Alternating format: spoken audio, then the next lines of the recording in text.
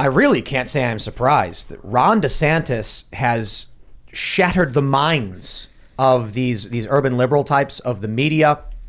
Let me just tell you very quickly, in the span of 24 hours, we went from Ron DeSantis is effectively putting these people like treating them like it's the Holocaust to we are going to show you just how proud and supportive we are of migrants to calling in the National Guard. And now NBC had to delete a tweet calling these people trash, saying that Ron DeSantis was throwing his trash around. It's the meme. OK, do you guys remember the gag from Babylon Bee? Ingenious move. Donald Trump supports impeachment, forcing Democrats to oppose. This is it's true. It's real. It's a thing. I'm surprised. I would like to make one request as we start the show. Ron DeSantis, you are a legend, good sir. It was a brilliant move that exposed the hypocrisy of those who vote for failed policies that are causing us harm, damage, and economic strife. I just implore that you do it more. Martha's Vineyard is beautiful this time of year. There are tons of empty Airbnbs and summer homes. And if they wanted to, they could pay the $200 to put a family in one of these houses on the above board, on the level, right through Airbnb. But for some reason, they call the National Guard in, and now they're sending these people to a detention center at a military base. Okay, I don't know if it's actually a detention center, but to a military base. That is the warmth these people claim to have for the immigrants. Yeah, well, DeSantis, he certainly exposed that. We're going to talk about that and a bunch of other crazy stories. But first, my friends, head over to timcast.com and become a member to support our work directly. You guys, you're going to want to watch the members only show last night with Alex Stein and Ryan Walters, and the episode last night with Alex Stein, because the dude is hilarious and he did the one chip challenge. We had good fun. Support our work at timcast.com. Our journalists are working day and night. We're hiring more. And the journalism venture of this website is just membership funded. So it is really just you choose to support our journalists. And if you do, they can keep writing. There's not a lot of money in news. We are working on other shows. Cast Castle Vlog has a bunch of guest cameos and new episodes coming out. And we're working on getting it better, improving audio and the writing and everything. So with your support, we're going to keep making awesome things. So don't forget to also smash that like button, subscribe to this channel, share the show with your friends. Joining us tonight to talk about this and more is Dr. Drew. Thank you, guys. Welcome. So glad to be here. Not easy to be here either. Out in the middle of nowhere? Yes, out in the middle of nowhere. So for those what a privilege. Oh, thanks for coming, man. We're honored to have you. Who are you? Yeah, I'm Dr. Drew Pinsky. I did a show for many years called Loveline. I'm an internist, addictionologist, practiced medicine for 40 years. And alongside of that, started doing media. And about, more recently, I'm doing a lot of digital stuff. I have a streaming show on Tuesday, Wednesday, and Thursday, particularly the Wednesday show this group would be interested in. I've been talking to all the people that have been silenced by various other organizations. I just want to hear what they have to say because many of them are very highly acclaimed professionals, and they were marginalized for no good reason, as far as I can tell. Well, this is actually how I ended up reaching out to you because you got censored on YouTube. Yep. And you're Dr. Drew. And you weren't talking about anything off the rails. They just... No. Robotic. It was an algorithm. It was an AI thing. Yeah, it's an algorithm that just nailed me, and I've been tagged by it before, and then I get the site gets taken down. It gets taken out for periods of time, and we now have a relationship with a human at YouTube, and so they told us that their main concerns were sort of with the therapeutics, and they were okay with physicians talking, which has been great because now I've talked to Paul Alexander and Harvey Reich and Peter McCullough and Robert Malone and hear what these guys have to say. And it's helped me put together, during COVID, 90% of the time for the first year, I was like, what is going on here? What is going on? I could not figure it out. And I'm starting to put it together slowly but surely. It's very culty. Just march in lockstep with whatever the approved narrative is. It was unbelievable. And Harvey Reich said something just, this Wednesday at 3 o'clock Pacific time, so do tune in on that if you don't mind. It's drdrew.tv, drdrew.com. I'm sure you guys will put all this stuff And we'll get into all this other stuff too. So, But I talked to Dr. Harvey Reich, and he said it was psychopathic the way physicians behave, sending patients home until they came back with a PO2 of 85. Just go home until you can't breathe. What's PO2? The oxygen saturation. It's like when in the history of medicine has the proper practice of medicine been, we can't do anything, just get out of here. Come back when you can't breathe. That's what they told me. That was insane. And then I called Joe Rogan, and then he was like, you got to talk to a different doctor, man. Like, here's the treatment that I did. And then sure enough, like 12 hours after getting the treatment, the monoclonal antibodies. Which everybody, it's free and everyone has access to them. I got them myself too. I got very sick with COVID, the Delta. And I got monoclonal antibodies. I had a Lighton physician working for me and with me, and a great guy, and he set them up within 3 days. And while I was getting the infusion, I felt better. Like literally colors got brighter in the room during the monoclonal antibody infusion. And so I went on Instagram Live and said, listen, everybody, The public health community should be teaching you how to deal with your illness. Here's something you need to know. The stuff is free, it's available, and everybody was like, "Oh, you're special. You got special treatment. It's because you could pay for it." No, it's free. It's available to everybody. They had 500,000 doses sitting on the shelf back then. We'll get into all this stuff. All right, okay. Yeah. All right. We also got Luke hanging out. All right. Physicians talking to each other freely? Blasphemy. We should only trust Dr. Fauci and, of course, Bill Gates, who's pictured here very lovingly on my t-shirt saying, "Trust us." And if you agree with this message that I'm trying to send you, you could get the shirt on thebestpoliticalshirts.com. But I agree with you guys. I was here, Tim, when you were going through your thing. I was like, dude, you got to call somebody to get antibodies. And there's so many different things that we could get into. I'm very excited for this conversation. Well, Dr. Drew, thank you so much for coming here. Who better to call than Joe Rogan? I mean, he's the trusted... Knows all, sees all. And also, since we have a real medical doctor here, it's also important to remind everyone, Bill Gates is not a medical doctor. Yes. Just wanted to say that for the record. And of course, Ian has returned. Hello, everyone. I'm sitting here in Alex Stein's microphone where it still smells like Alex and a chip. just kidding, Drew. I love you. Love Line changed my life in my early teens, Thank you. 11, Means 12, 13 It means years a old. lot to us. Got to hang out and listen after late night and about learning about sex from actual experts. It was, and Adam, I guess. I don't know. Who is an expert in his own right. Let's We be used honest. to call it back in the day. We called it the Gainsburger and the pill. He was the Gainsburger that wrapped the pill in. That was me, and you get the. It was such a good Get it in combo. that way. Still is. I also had that monoclonal thing, and within an hour, I felt better. It's crazy, right? incredible. Same. Incredible. But hey, I want to point this out before we get started. This is my book. You can get it on Amazon, Writing in the Dark. Look at the font, look at the color. And this is Klaus Schwab's book that he just released. I released mine 10 years ago. I Klaus. love the thought of Klaus Schwab. He's like sitting there reading his Ian book. He's like, "This is very good. I want to do this too." Yeah, look at this. Come on, Klaus. So we're going to work together, me and Klaus, and we're going to help build a new world government, whether you guys like it or not. It's happening. It's just a matter about doing it What's that decentralized. other book you This have? other book is genderqueer. This comes up on the show from time to time. This book was pulled out of Florida schools. I just real quick. If we showed you what's in this book, we'd probably get taken off. Yeah, there's. I mean, I'm not Yes, kidding. you would. It's Yes, you very would. extreme. Young kids doing sexual things, and it was in schools. So there was a big hubbubaloo about it. Don't show it. Don't We'll open maybe it. talk about it on an after show one of these nights. But I had to get a copy myself just in case they end up trying to digitally retcon this thing. I want it in the print. Smart. Yeah. I'm Ian Crossan, by the way. What up? Let's get going. I'm very excited for this evening because, like Ian, I used to listen to Dr. Drew late at night. I had a lot of questions because I was homeschooled. My family was super conservative Christian. So I had a lot of my questions answered by Loveline. Well, there must be still more.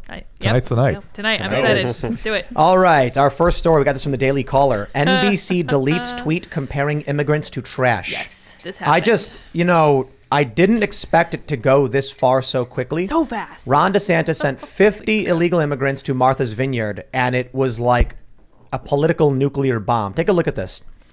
NBC tweeted, Florida Governor DeSantis sending asylum seekers to Martha's Vineyard is like, quote, me taking my trash out and just driving to different areas where I live and just throwing my trash there. A founding member of a foundation which helps refugees says. Wow. That is not only indicative of NBC News is what they're willing to publish, because they didn't need to choose that quote, but also these NGOs, these nonprofits that claim to help these people, you see what they really think about them. It reminds me of when that Osborne woman was on The View or whatever. Sharon Kelly Osbourne. Yeah. Kelly Osbourne, I was and just she thinking was about like, that right if now. you deport these people, who's going to clean your toilet? And they were like, do you remember that? Yeah. That's what she said, right? Specifically, she asked Donald Trump, going against Donald Trump's immigration policy, quote, who will clean your toilet when you deport?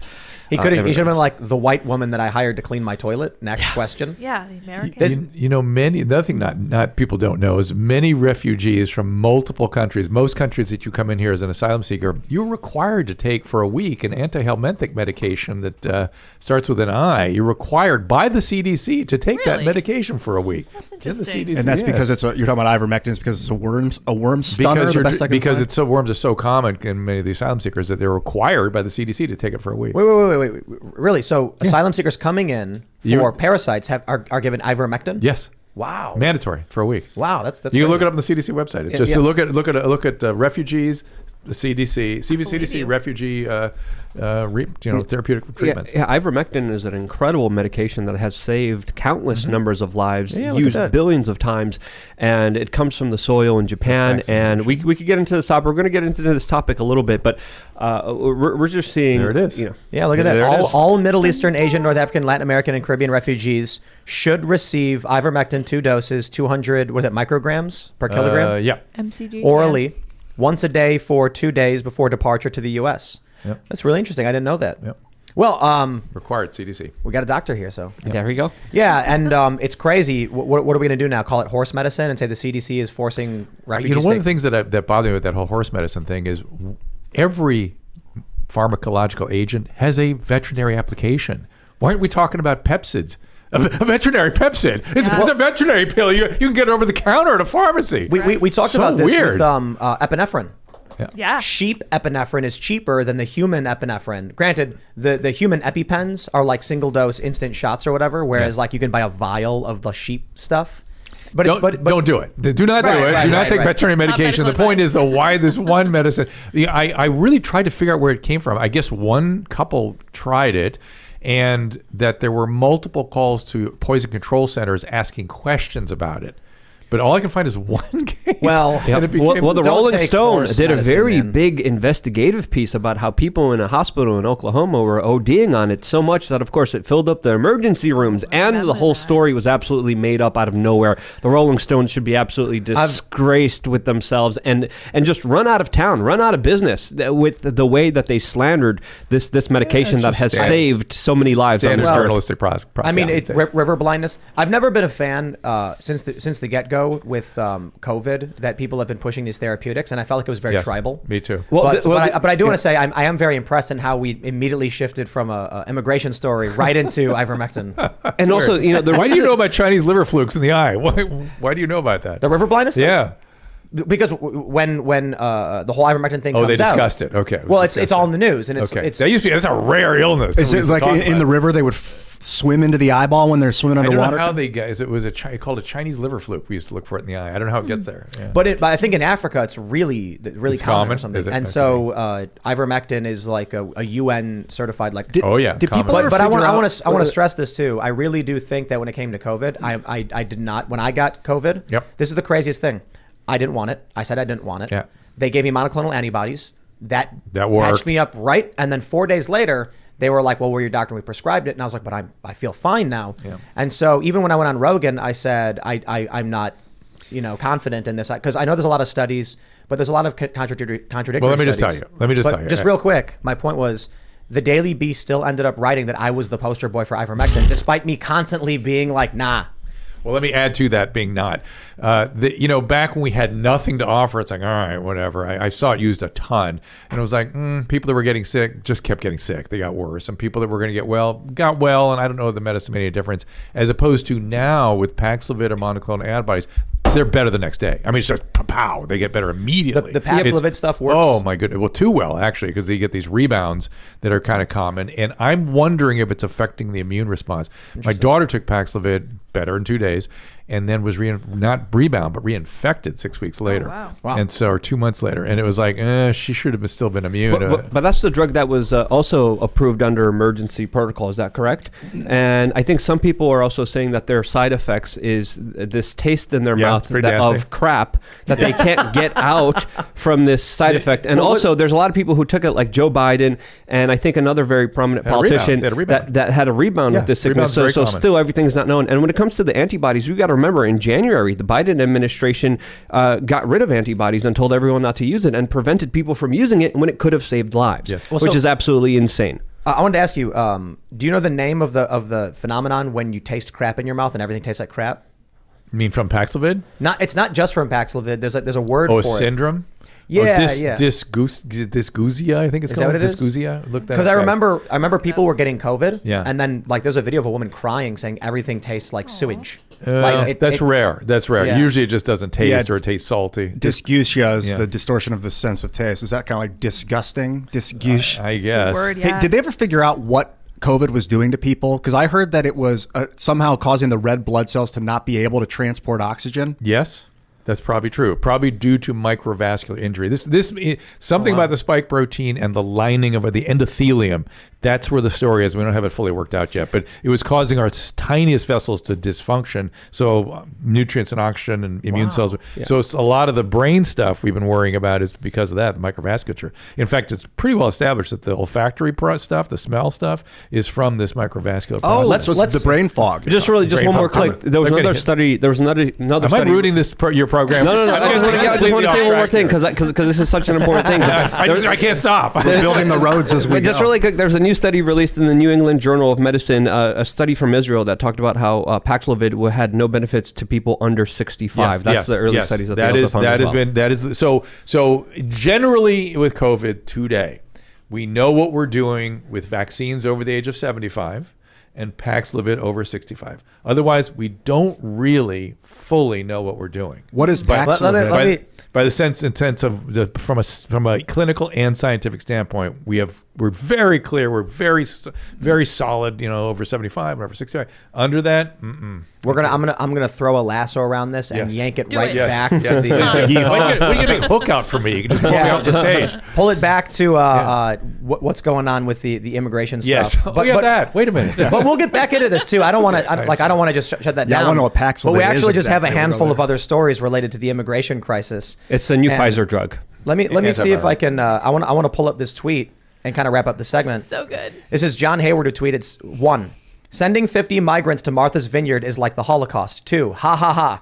You just gave us a chance to show how compassionate we are. 3, we demand emergency assistance. 4, get these damn migrants off our island. 5, call it the National Guard all in 24 hours. This is the red pilling of what migrancy can become, overly compassionate to a destructive purpose. The idea of letting people that are suffering in and helping them is great, but when you actually see what that means for an infrastructure that can't handle it, it can become destructive. No, you're wrong. The infrastructure can handle it. Go on Airbnb right now and you look at Martha's Vineyard. There's enough houses that are available. There's enough rooms that are available. The Obamas have enough mansions that are available. And someone said today on Twitter that, and it caught my attention. I'm sorry? Mansions being one in Martha's Vineyard. Of course. Of course. But someone said something on Twitter that really caught my attention today, and it said that the Democrats have a new immigration policy. And it's, quote, you don't got to go home, but you can't stay here. And that's exactly what happened in Martha's Vineyard. And DeSantis put it right on their doorsteps, and they showed what kind of big hypocrites they are. It's hilarious. Unfortunately, it's a violation of basic moral, certainly Kantian moral principles of using people as a means to an end. But it's a problem on all sides. Yeah, I agree. But the issue is that Biden has been doing it. The Biden administration has been trafficking children. Yeah. And so, but here's the way I see it. For DeSantis, we know there's a political stunt in Martha's Vineyard specifically. I'm not a fan of any of these people doing it. Now New York City is sending them back to Florida. It's just outright crazy. But here's the funny thing. As they rag on Abbott and DeSantis over this, Biden's been sending the migrants to New York City. So they completely ignore the problem when it's Biden doing it, sending them to New York. Then as soon as Abbott or DeSantis does it, all of a sudden now it's a humanitarian crisis. Now, is that them or is that the media? The media. But they are the media. I mean, yeah. What's the difference? Yeah. But this blaming Biden or DeSantis, isn't it the cartels that are running human trafficking across our border? It is leftist NGOs with U.S. influence going down and telling them the border's open and jobs are waiting for you. That's right. You had mentioned before the show that it might be big money involved. I don't know if Soros... There's videos.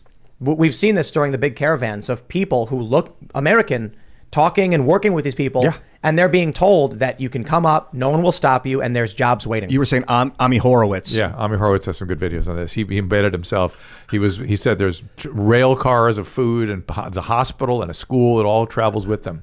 I mean, it's thousands of people going thousands of miles. What do you think? You just rely on the kindness of strangers as you walk into their town? Foraging and farming as they go. Yeah, it's a business. So someone's profiting off of it. They're getting paid. It's human trafficking, essentially what's happening here. I wouldn't be surprised if there's big business in the U.S. behind it for cheap labor, things like that. We've seen that in the past. Interesting. Well, Bernie Sanders called it a Koch brothers plan, a billionaire's plan to get a bunch of cheap labor to, of course, lower wages and increase the housing costs for everyone else. Let me pull up this story from the Daily Mail. This is, Luke had just mentioned this a moment ago. Daily Mail says, what homeless crisis? Dozens of rooms and properties are available on Airbnb in Martha's Vineyard after homelessness director claimed 50 illegal immigrants could not stay because there's no affordable housing. It's a big lie. They look, pull up Airbnb and you will see several dozen properties that are vacant right now. And I know you might be saying, but Tim, that's private property. You can't just force. I ain't going to force anybody. The local government of all of these very wealthy individuals who pay very, very large property taxes can spend the $200 per night to house these people until they can find a place for them. I'm not even trying to be cute here. If these people shut up and said, what do we do with them? Okay, it's going to cost us 10 grand. We're going to find them a home for 3 days to make sure they're comfortable, well taken care of, and well fed. We can easily afford the 10 grand. Then we'll find a place that's more permanent or a way to transition them to something more permanent. Instead, what do? They call in the National Guard, ship them off to a military base. Oh, they also had a GoFundMe. They started $36,000 they raised. I have another homeless wrinkle as it pertains to immigration, that it's exposed something, which is that in the city of Los Angeles, we have 150,000 people sitting on the streets, lying on the sidewalks, sick as hell, but any event. And we've had roughly 500,000 undocumented workers come into the city, give or take. Of those 500,000 people, they have no home, no money, no family, no job, no passport. They're there illegally. I dare you to find one on the street. It's a housing problem, and yet people with that kind of a burden find housing. Yeah. No, they have nothing, and they find housing. Not one of them on the street out of 500,000. I used to live in LA, and I worked at a restaurant with illegal immigrants that were working in the kitchen, and they had like their own housing structure set up that only they could live at, and it was dirt cheap, like $100 a month. I was paying like $1,200 a month. No, it's not that so much. They'd live in, they'd get 8 or 10 of them together and they'd get a place. You know, they'd go do it, and they'd survive, and they'd work real hard, and then they'd move out and find another place. I think someone was funding their cheap rent. I think it was like an organization was making sure they had a place to stay for very cheap while they were there. That makes sense. Yeah, they work subsidized. Look, Almost. even if these companies are paying illegal immigrants, they don't got to pay taxes. So they say, so if they pay an illegal immigrant minimum wage. It wasn't my company that I was working at. It was like another illegal immigration company or group that was like making sure they only had to pay right. I don't know. I don't know why their rent was so super cheap on Sunset in Silver Lake, LA. Yeah, it was insane. Key Bono, is that the thing? Is that benefits? Yeah, who benefits? Yeah. As Alex Jones says it all the time. Yep. Key Bono. And the worst part was that they were amazing people. Yes. This is what's so crazy. Yes. But it's just the harsh reality of putting too many people together at once. It makes me feel like, I mentioned this before the show. I mentioned it earlier on my other show. It's the fall of the Roman Republic, not the Roman Empire. Huh. And a lot of people have likened what's happening now to the Roman Empire. And maybe, I don't know, I was just reading and I was like, oh, it sounds like the Roman Republic. Like someone comes in, because someone super chatted this yesterday saying that Caesar crossing the Rubicon wasn't the end. It was transforming the Republic into the Empire, which made it last for another 2 centuries. And so I was thinking about that, right? You bring up the homeless problem. We've had a homeless problem in LA for several decades. Mm-hmm. And now we have a mass immigration problem, mass illegal immigration problem. How are we supposed to accommodate more people when we can't even accommodate our own? Mm-hmm. It's just going to crumble and fall between. But we could accommodate them. We refuse to. How? We actively have laws and systems that prevent us from treating these poor people. Like, how would we do it? Oh my God, it'd be so simple. I mean, these are all my patients. Look, if you took that same population and put them in 4 walls in a room and they were dying at the rate they're dying right now, that's a hospital. Except there are no doctors and no nurses, and doctors and nurses are not allowed to interact with them or deal with them at all. Why? Until they get so sick they end up in the ER. And then if they say, I have a place to eat, I have $2 for McDonald's, I have a place to live, that's my tent over there, that's it. You can't. I don't want to kill myself and somebody else. You can't keep them. The hospital can't keep them? No, you can't keep them. So are you saying these are people with like...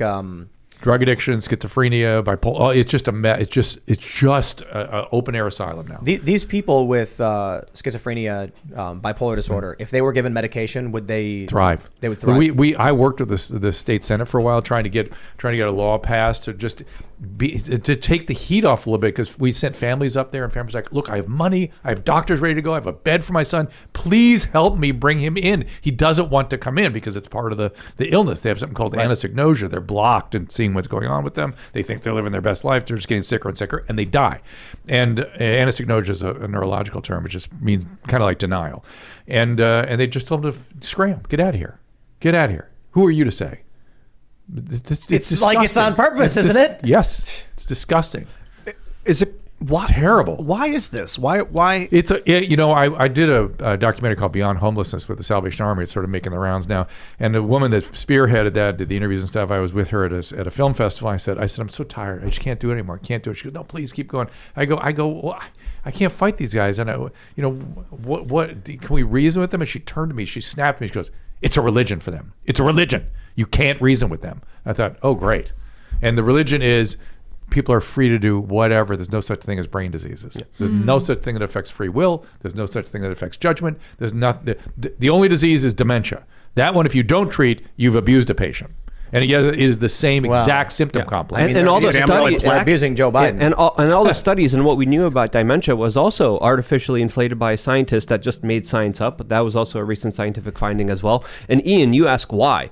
Do you think the government cares about you, Ian? Do you think the government ever cared about you? Or do you think they're there to provide a service? They don't. Absolutely not. Wrong. Luke, I disagree. You're completely wrong. Wrong. Excuse me. The government cares about you because if you're not around, where your taxes coming from? Exactly. California, they really need you. So they see you as like a fresh ripe apple to be juiced, to just squeeze as much as they can. And look, I got an apple tree. Do I care about the apples? Well, look, I'm not going to go save the apples when they're injured, rotting, or whatever. I'm going to throw them in the garbage. But I care about them insofar as I would like to take the ones that are good and use them for food and juice. Is it the problem where you can't, the California doesn't want you to be able to go take someone off the street and be like, you're sick, come with me? Yeah, nothing like that. My God, nothing like that. Can the people voluntarily come into the hospital and stay? But not when they're sick like that. That's very rare. But it's look, the term, we used to be able to keep people for suicide, homicide, and gravely disabled. Gravely disabled is essentially gone. And gravely disabled is what's going on in the street. What if we did this? What if we just put lithium in the drinking water from Vox.com in 2018? How our drinking water could help prevent suicide. Is that what they want to do? Put lithium in the water, and that's scary, right? Yeah, are they really talking about it? Yes, this is Vox.com. This is mainstream NBC funded Vox.com. Putting an article out, arguing that we should put lithium in our drinking water to kind of desensitize people. This is because they found that people who lived near water sources that had lithium were much happier. They were less depressed, less suicidal. So they're like, all right, let's do it. "Quote unquote happier." Well, I mean, you knock on their door and they're like, "Hello." Yeah. In the right dose, I think it would probably be good for you. I imagine it's the third element. I mean, it's got to have something good. This is fluoridation all over again. Well, but this is psychoactive. I mean, right. And it's bad for your kidneys. Lithium. Right. So like top-down, and your example, thyroid. top-down medicine. Your thyroid up big time. What's your experience with top-down medicine? Because I find like saying top-down? Like saying this is the vaccine, everyone needs it, whereas everyone's different. The centralization of medicine is one of the biggest catastrophes I've ever seen. Medicine is best practice. Highly trained, caring physician, motivated, informed patient. That is your most efficient unit. Period. Anything else screws it up. And now, in medicine, look, I didn't realize 80% of physicians are employed now. So when all these physicians froze in place and stopped treating patients, I couldn't understand what was happening. Well, they got word from on high, from the centralized authority, just send them home, and that was it. Yeah. It was psychopathic. And that's crazy. And they didn't even talk about early treatments. They didn't even talk about nothing. Preventative treatment. Because they were instructed, just shut up, don't do it. Well, exactly, which is crazy. So I got sick, and then I felt fine, and I was like, I just feel like I'm a little sick. Then it got bad, and I was like, I'm going to call because maybe there's a protocol for this that I'm not aware of. And I'm somebody who reads constantly, but I was like, maybe they'll say like, hey, take this vitamin, do this or otherwise. I called the local hospital, and they went, go to sleep. Yeah. And then I was like, monitor your PO2. That's it. And they were like, just go to sleep. They didn't tell me to do anything. And then that night I got really bad and I was shaking. And so I was like, man, if I got to call Joe Rogan, it's the only thing I can do. That's what I always think when I get sick. I got to call Joe Rogan. Yeah, but in all seriousness, it was I had talked to a doctor and they said there's nothing you can do. But I knew from the news, not even from talking to Joe, that he had gotten monoclonal antibodies. And I said maybe there's something he knows. And by the way, his treatment was like a year into the pandemic. We had that stuff for 6 months before that. Right. It's crazy. Now, dude, that to me is a public health failure. They should have been educating people how to. They want to save lives. Educate people how to deal with their illness. This is the crazy thing. So we all got sick. We all got the monoclonal antibodies, and we were all like overnight just better. Yeah. It was a weird experience. And then I remember hearing from my doctor that they were actually struggling to get more monoclonal antibodies at a certain point. There was a moment right around the time you probably got sick where they had trouble distributing it, trouble getting it, trouble accessing it. But they were saying it was because the government was shutting it down. Yeah, they were making it harder to get, and then I think what Biden said no to it, or no, what happened? You know what? It was how they I think they started sending it into areas of risk. You know what I mean? Well, no, Biden tried to take it away from Florida, and Florida and Ron DeSantis had to fight back, saying no, stop trying to take it away from us. And then they limited it because they said it was quote ineffective, which absolutely made no sense at all and was not backed by any science. One of the things that I've learned about public health is it's not about medicine. They're many of them are not even biologically trained, certainly not clinically trained. It's about equity. That is the new public health mantra, and that was not the right. Yeah. It's an important prism. I get it's important, but it's not the whole story, and it was not useful or not important in terms of getting through this particular pandemic. Wasn't there somewhere? There was people in Texas denied antibodies because they were the wrong color of skin. That happened to a patient of mine. Yeah, Wow. which is absolutely mind-boggling, which is absolutely crazy. You take care of someone depending on how much they need to be taken care of, not because of the way that they were born with a particular skin color. And this happened in the United States. There's a viral video of a guy filming as the nurse is telling him, "You don't qualify." Why not? She's like, "Oh, you're white." It's absolutely mind-boggling. Now I'd forgotten about this chapter. It's interesting. I'd really forgotten about it. But I remember they were reallocating it and sending it places where you couldn't get it. But that was the deal. I had a patient get really sick with it. Now it was probably Omicron, and it was before we had Omicron-specific monoclonals. So I wasn't at the time that upset about it. But I thought, man, it might have helped him because he got really sick. That's just He should People file a died. suit. I mean, that's a violation of the Civil Rights Act. People died because they were denied They were care. specific criteria that he did not meet. Just these criteria. Has that changed? The now? most important criteria was the color of your skin. There was the same thing with the vaccine rollout too. Remember, the reason I got COVID, I couldn't get the vaccine because I wasn't as that first equity rollout. Remember that? They started, marginalized people first. Right. And I couldn't get it. And even though I was treating COVID at the time, I was going to go volunteer my time in the ER. They lost me because I got so sick. And that's why it's important to point out that the CEO of these big pharma companies are very good, honorable people because they chose not to get the vaccine because people couldn't Like do the Sacklers, they're very honorable. Yeah, the way they told people that what is it? Isn't addictive. Right. I could go all day those on the opioid opiates. crisis. I lived that one, man. And we have AB 2098 in California now where doctors have their license taken away if they give out misinformation. You don't know about 202098? No, Oh tell my me about God, it. this other side of the country hasn't heard about this yet. They passed a bill that says if any doctor is found to be giving out misinformation that it deviates from the standard of care, their license could be encumbered. What's the standard of care? That's the problem. Aha. I've seen standard of care. When I first got to the psychiatric hospital, I started working at a psychiatric hospital in 1985. When I first got there, I acquired about 24 patients that were the subjects of the standard of care in the late 40s and 50s. Oof. Somebody put an ice pick up above their eye and swooped it back and forth, and they were disasters. And that was the standard of care. Then I had to live through the opioid standard of care. Pain is the fifth vital sign. Remember that? Mm-hmm. Pain is what the patient says it is. Pain controls what the patient says it is. They also started prosecuting physicians for inadequate treatment of pain. So we all froze, and we all froze and sent everything to the pain doctors, the pain management guys, who felt that anybody that didn't use as much opiates as possible was opiophobic. The patients are in control. Let them decide what they need. And my patients were being killed hand over fist. What is Vicodin? That's opiate. It is an opiate. Yeah. There's opiates and opioids. They're just the same thing. They're the same thing. Yeah. Many people believe, your politicians could be bought off by multinational corporations, but many people don't realize your doctors could be bought off by multinational corporations, and they are. YouTube's starting to hiccup and give us the business. We got a warning. Oh, see? You said error. You said and then I'm seeing the. You said the I word. I still got us rolling. We had it's hiccuping. Oh, I see. We had we were talking about an issue pertaining to the CIA and the FBI and politics. Yeah, we had and a then gap. Then the video froze. So and then weird. when you go back to watch it, that section is missing. So it's important that we talk about people are the system. putting F in the J. Look, we've got ultra high speed business, very expensive internet. I can see that our stream rate is green and perfect, and people in the chat are like F, and the video's struggling right now. So I'm sorry if I don't believe it's a coincidence that we're having this conversation and all of a sudden it's like, "Nyeh." Believe nothing. Nothing. That's what I deal with all the time. Yep. Don't assume anything. I've infected your guy. Let's talk about the Civil War. There's so much good Civil War. No, they don't care. They don't care when we talk about that. I know. That's what I'm saying. Let's get off this because I'm like, Harper Ferry is right here. It's like John. So, Dr. Drew, do you think there's a Civil War coming? No. No, you don't. Do not. Really? Why not? I don't see armies forming, and there could be some violence that happens. I'm sure. Armies forming though. Why do you think armies would need to form? I mean, a civil unrest is not civil war. I don't know. Maybe my idea of civil war is sort of outdated. It's based on America. Yeah. Maybe. And when you look at other countries' civil war, Syria, for instance, there weren't armies. I mean, you had the Syrian army, right? But that's the national army. You had, I think, in the beginning of the Syrian revolution and civil war, 12 disparate factions of random people with random weapons.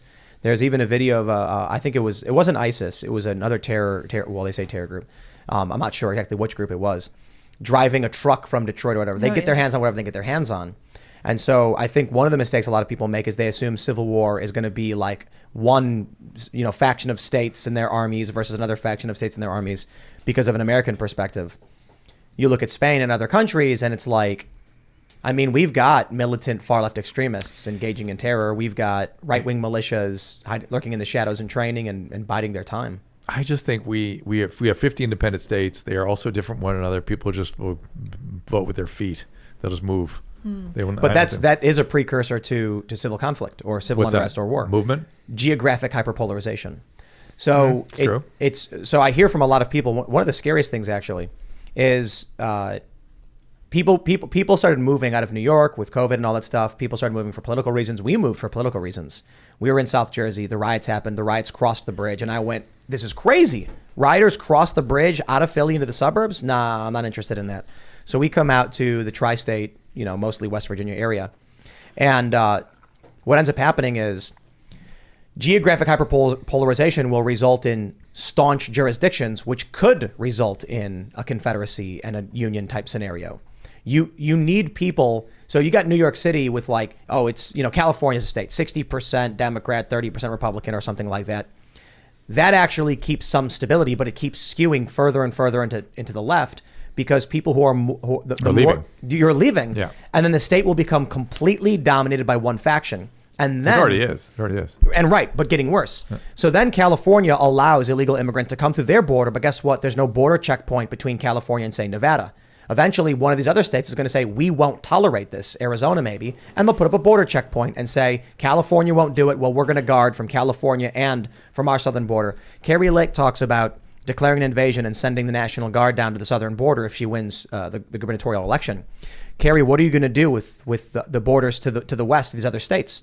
Are you going to put up checkpoints and National Guard there? Because if California lets them in, they'll come in there and they'll come right through. These are the kind of things that I think will lead to the escalation. And I think one of the scariest things actually is we're in this calm before the storm where you get people like Bill Burr saying, if you go outside and you talk to people, nobody's fighting anybody. It's just the internet. And it's like, yeah, that's like when people have hyperpolarized to the point where, of course, Democrats aren't fighting Democrats in New York. They agree with each other. Of course, conservatives in southern states aren't fighting each other. They agree with each other there. Now you're seeing split via territory to a more and more extreme degree. And this is not a new phenomenon. There was a map that was posted, I think it may have been by Matthew Iglesias, I'm not entirely sure, a guy from Vox. And it shows how since the 80s, it was a map of partisanship by region. And the country was mostly white because it was 50-50 in most places with some pink and some light blue in certain areas that were somewhat partisan. And every election cycle, you can see areas getting darker red and areas getting darker blue. That's been the 20 years of geographic hyperpolarization. So I'm not saying I know for sure, but I'm certainly worried that we're in that territory and that things are getting worse. I worry that something bad could happen. I worry I'm not clear what it takes to get out of this. I have faith in the better angels of our nature, but we'll see. Since we started talking about Civil War, YouTube's connection has drastically improved. How's that? Weird. No, for real. I'm sure I see. Let's test it out again. Let's talk about the medical stuff right now and talk about Big Pharma robbing and screwing everyone's health over. I don't trust Big Pharma. I've never trusted Big Pharma. And I'm surprised that all of the former leftists, I don't know what you'd call them these days, are now just in favor of Big Pharma. So it's weird, isn't it? Yeah, it's very weird. Not just in favor, but virtue signal around them. Everything they say is it just thus saith the Lord. And attack non-believers. Yeah. We were ragging on, I should say we, but the country was ragging on pharma bro for a long time. Yeah. These pharmaceutical companies are ripping us off. And now it's like. I don't think they understand on what flimsy evidence everything was pushed through. Yeah. How extraordinary the circumstance were. And that was extraordinary circumstance, I understand. And if they were more clear, like, hey, it's a wartime kind of posture and we're gonna have it's a fog of war in addition, and we're not quite sure what we're doing, but we're probably going to accept more problems than we normally would. We normally wouldn't push stuff like this through, but we're trying to deal with a horrible problem. They didn't say that. Is there someone at YouTube with their finger, like they have a throttle button? Yeah. And they're like, oh, they're doing it AI, again. And they AI. just push it. That's probably it. Yeah. It's probably just AI. Yeah. But Dr. Drew, it didn't change. There's now, 8 8 lab rats that are behind the latest procedure that they're trying to tell everyone to take right now. And they all got COVID. Yes. The rats did? So There's 8 lab rats that are behind the latest study that is having the FDA pushing this latest booster shot. The so-called bivalent booster has not been tested on humans. Period. Only 8 rats. 8 rats. Has it been given to humans? Yeah, now it has been distributed. It's being pushed 12 and The up. FDA is telling people to go get it. It's the rush. I don't like the rush. The more serious problem is the fact that This is CBS. This is CBS reporting. Yes. Right here, CBS17.com. Yeah. Yes. They say it. This is a fact. Should it matter? They say. Well, because Yes. the justification is this is how we develop our flu shots. This is how we test and develop flu shots every year. But that's a very, very different sort of platform. Just real quick. This one's for you, YouTube. All we're talking about is CBS, a CBS website that is NewsGuard certified with a 92.5 out of 100 score, they say the basic fact is true. The preliminary findings presented by Pfizer were based on tests in 8 mice. There you go. That's complete insanity, in my And opinion. now the FDA is telling you to go get it. Emergency. It gets worse. Unless it's an It's worse. Well, it gets worse. Thank you. So there is all this. Dr. Paul Offit, one of the major proponents of the vaccine, the mRNA vaccine stuff. And by the way, above 75, I'm vaccinating the hell out of my patients, and they're taking this one too. I'm giving because the benefits are clear. They've done great in Paxlovid. I'm using lots of Paxlovid in that age group. If you're over 75 years of age, the consequences can kill you, and the treatments are working. They're preventing that. They're preventing serious illness. They're preventing them from dying. This is what's going on in the older age groups. Younger, it gets much less clear. You brought up earlier 65 under for Paxlovid. We don't know what we're doing. We really don't know what we're doing under 40 with the vaccines. We really don't know. But Dr. Paul Offit, because of a signal that's coming out that maybe there's some problems in younger males, particularly with the Moderna vaccine, he said, I don't think the younger males should take this Omicron vaccine. Walensky, the head of the CDC, came out and said, they asked her, they go, Paul Offit, your guy. He said, don't do this. And why are you saying 12 and above? And she literally says this out loud into a microphone on a national platform. We're just trying to simplify our messaging. So we're saying 12 and above. Yeah. To simplify our messaging in spite of there being a possible problem with the vaccine in males. So this was Paul Offit, you said? Yep. How do I look this one up? Good luck on Google. Dr. Paul Offit, young male vaccine. There it is, right there. Which one? This one? For kids under 5, he's saying no. 5 to 11. No need to explain it better. There it is. Down below. You were just there. This one? One more. Right there. We need to explain it better. Yeah, and I will stress this too. Dr. Drew. That was the original vaccine. That wasn't this one. Yeah. Obviously, you are literally Dr. Drew, but I would encourage people, if they're, for whatever their health issues are. Talk to your doctor and patient. That's it. Talk to your doctor. Yeah. Dr. Drew is not your doctor. No, I was educational. This is a podcast. No. And also, I think it's important to consider too that generalities versus specific issues. So. And I'm not saying don't get the vaccine. I'm saying I'm not by any means. Like I said, I'm recommending it strongly. Really, pretty much all my patients over 65. It's that when you get younger and you're male, make that decision with your doctor. It's a hard decision. You got to make that together. My point is, I think when it comes to the internet stuff, people might see a general claim or a general thing. It doesn't apply to them, and they might not realize it unless they go and talk to it. You said what was the quote? They want to be as general as possible. No, they said we need to simplify our messaging. Right. So we're just saying 12 and above. We are simplifying our message. You need to get your fully booster if you're over the age of 12. See, and what we're talking about is Walensky. Not making simplified statements about this. So for a doctor to be simplifying things to a patient is kind of stupid. Like, take it whenever. I just retweeted it. Here's the problem. If that's now the standard of care, and so if I talk to a patient, go, hey, look, here's the signal. We're concerned. And 17-year-olds, we're seeing this. Now I violated the standard of care, and I could lose my life. Tim, I just retweeted the video. Simplified. If you're looking for the video, I just retweeted it, by the way, was. on my Twitter account. Yeah, he was up at the top of the page here. If anything, this is exposing that our system of medicine in the world is very chaotic right now. Public health. Let me read what Pointer says. Pointer says, Walensky told Janssen, we are simplifying our message. The message is you need to get your fall booster vaccine, so go ahead and get it. If you're over the age of 12, if you've received your primary series, if you're more than 2 months out of your last shot, you can get an updated vaccine. And so we've intentionally simplified the message. So it's very, very clear. It's also very clear that those who are over the age of 50, even over the age of 60 or 70, are more at risk for severe disease, hospitalization, and death. And it is especially important that people in that demographic and others who are at high risk of severe disease get that updated vaccine. She made tons of sense in the latter half of that statement. When I was listening to it when it happened, I thought it was so weird. The beginning part of it was like, what are you saying? Yeah. And then the latter part was like, okay, yeah, that's right. For someone at the CDC to say you need to do this is that's not my doctor. Why don't they just tell you to please go and consult your physician? I have no idea. So Casey Neistat, he's a cool dude. I'm a big fan of his. He tweeted something like, go get vaccinated. And then I responded with, go and talk to your doctor first or something like that. And then he said something to me like, funny, I didn't go to a doctor. I just went to pharmacy. A drive-through, stuck my arm out the window, and they gave me the vaccine. And then I was like, that person doesn't know your history. They don't have a relationship with you. It's just a random person. Like, to me, that seems irresponsible. You should go to your doctor. But here's the crazy thing. The response I got from all of these people were like, I was being an anti-vaxxer for telling people, go to a doctor and ask about the vaccine. That was considered anti-vax. And I was like, I don't understand. Like, and it goes, and you're a Trumper, except you're not a Trumper because it's his vaccine. So it's very strange. They respond to me, but Tim, the doctor would just say, get the vaccine. And I'm like, then what's the problem? Here's my thing. If you go to somebody who's not your doctor and ask them for medication, I think you're in trouble. Call Joe Rogan. But I mean, Joe Rogan's advice was call a doctor. No, you know what I mean? Of course. If you go to someone who's not your doctor, who's like a pharmacist, a tech or something, to get a medication, and they don't know your history, my concern with all of this was that. Oh, we're getting the error again. My concern was that there are adverse effects for all medications. All medication. Anytime you interact with the medical system, there's always potential for trouble. And so when you go to your doctor, they ask you for your allergies and things like that. Yeah. If you go to a stranger and they don't know you and you sit down in front of a 7-Eleven, I mean, what if you have an egg allergy, which was one of the counterindications or whatever?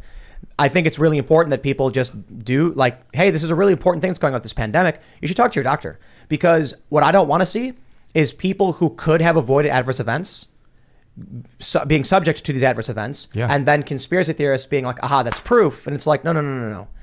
You go to your doctor, minimize risk, maximize your benefit. Your doctor knows your medical history better than anybody else. And can fully inform you for your particular circumstance. So you do a truly informed consent on the care as opposed to mandated, streamlined, sort of recommendations. It's kind of they're hitting us again. It's as if it's kind of being treated where there's no public sanitation, because like the Spanish flu, I think they were afraid it was going to be something like that, but they didn't have like running water and soap. A lot of people didn't. I mean, a lot of people did, but if we didn't have running water and COVID hit, it probably would have killed a huge segment, like half the population. It could have, without running water. This is actually a good point. I think what people don't realize too is when the pandemic first hit, a lot of people, myself included, we were like, hey, maybe we got to take this seriously. This is getting freaky. We were looking at what's happening in China and stuff. And maybe it would have been 100 years ago when we didn't have the same degree of sanitation and access to refrigerators and clean running water and things like that. It probably would have been substantially worse. Oh, yeah. COVID, it was nasty. It was nasty to me. Do you know where, say, terms like social distancing came from and 6 feet distancing? Made up out of whole cloth. Completely made up by the NIH. Completely. By who? NIH? Yeah. There was the guy named Paul Alexander who was at the table, and he was like, why 6 feet? He goes, it sounds right. Sounds right. And you will not see the term social distancing in any infectious disease textbook in publication. It doesn't exist. And then 6 feet is just completely made up out of whole cloth. Yeah. And the all these things, lockdown, that was all made up too. That's never been advocated before in human history. The plexiglass thing, totally made up as well. No science behind that as well. A bad and you couldn't get anywhere else. Yes, and it also made sure that the germs were all building up on one particular wall and platform and staying there. And as you said, you're getting me riled up because you're bringing up all the things that I remember are just coming back in the back of my mind, and I'm ready just to go on a tangent here. It needs a postmortem where I'm trying to interview all the people and put it all together. So that's what I'm doing on Wednesdays at 3 o'clock Eastern Pacific. I do want to talk about censorship because we've had this story in waiting. You're being censored right now. Just because I'm talking about medicine by a physician with doubly board certified, 2 fellowships, and I'm being censored for just discussing the facts. Maybe. We don't know for sure. Oh, it's just where it happens to me all the time. I got to say that there's very few circumstances where for some reason it's on YouTube's end. Okay, so for those that are just tuning in, we're getting weird hiccups on the show, and we have high speed gigabit fiber connection. We track our own network. We've got it's robust, it's professional. It's not on our end. on YouTube's end, something must be going wrong. Forgive me if I don't think this is just coincidence. And it correlates with us talking about these particular topics. We switch to Civil War, and then I'm not kidding. It says excellent connection, and then a yellow bar appears saying error. YouTube is not receiving enough information. That's fifth generational warfare. If it's really happening, which might be, I worked in social media administration. Sometimes stuff goes wrong. People think it's coincidence. Yeah. It can oftentimes be technical glitches. But that's what fifth generational warfare is psychological warfare when you don't know what's happening. Alex Berenson got another opinion from a judge. Oh, today. this is huge. Yeah. We got to pull this up. To this point. The Fifth Circuit Court of Appeals came. Yeah, the floodgates have been opened, my friends. Let me pull up his Twitter account.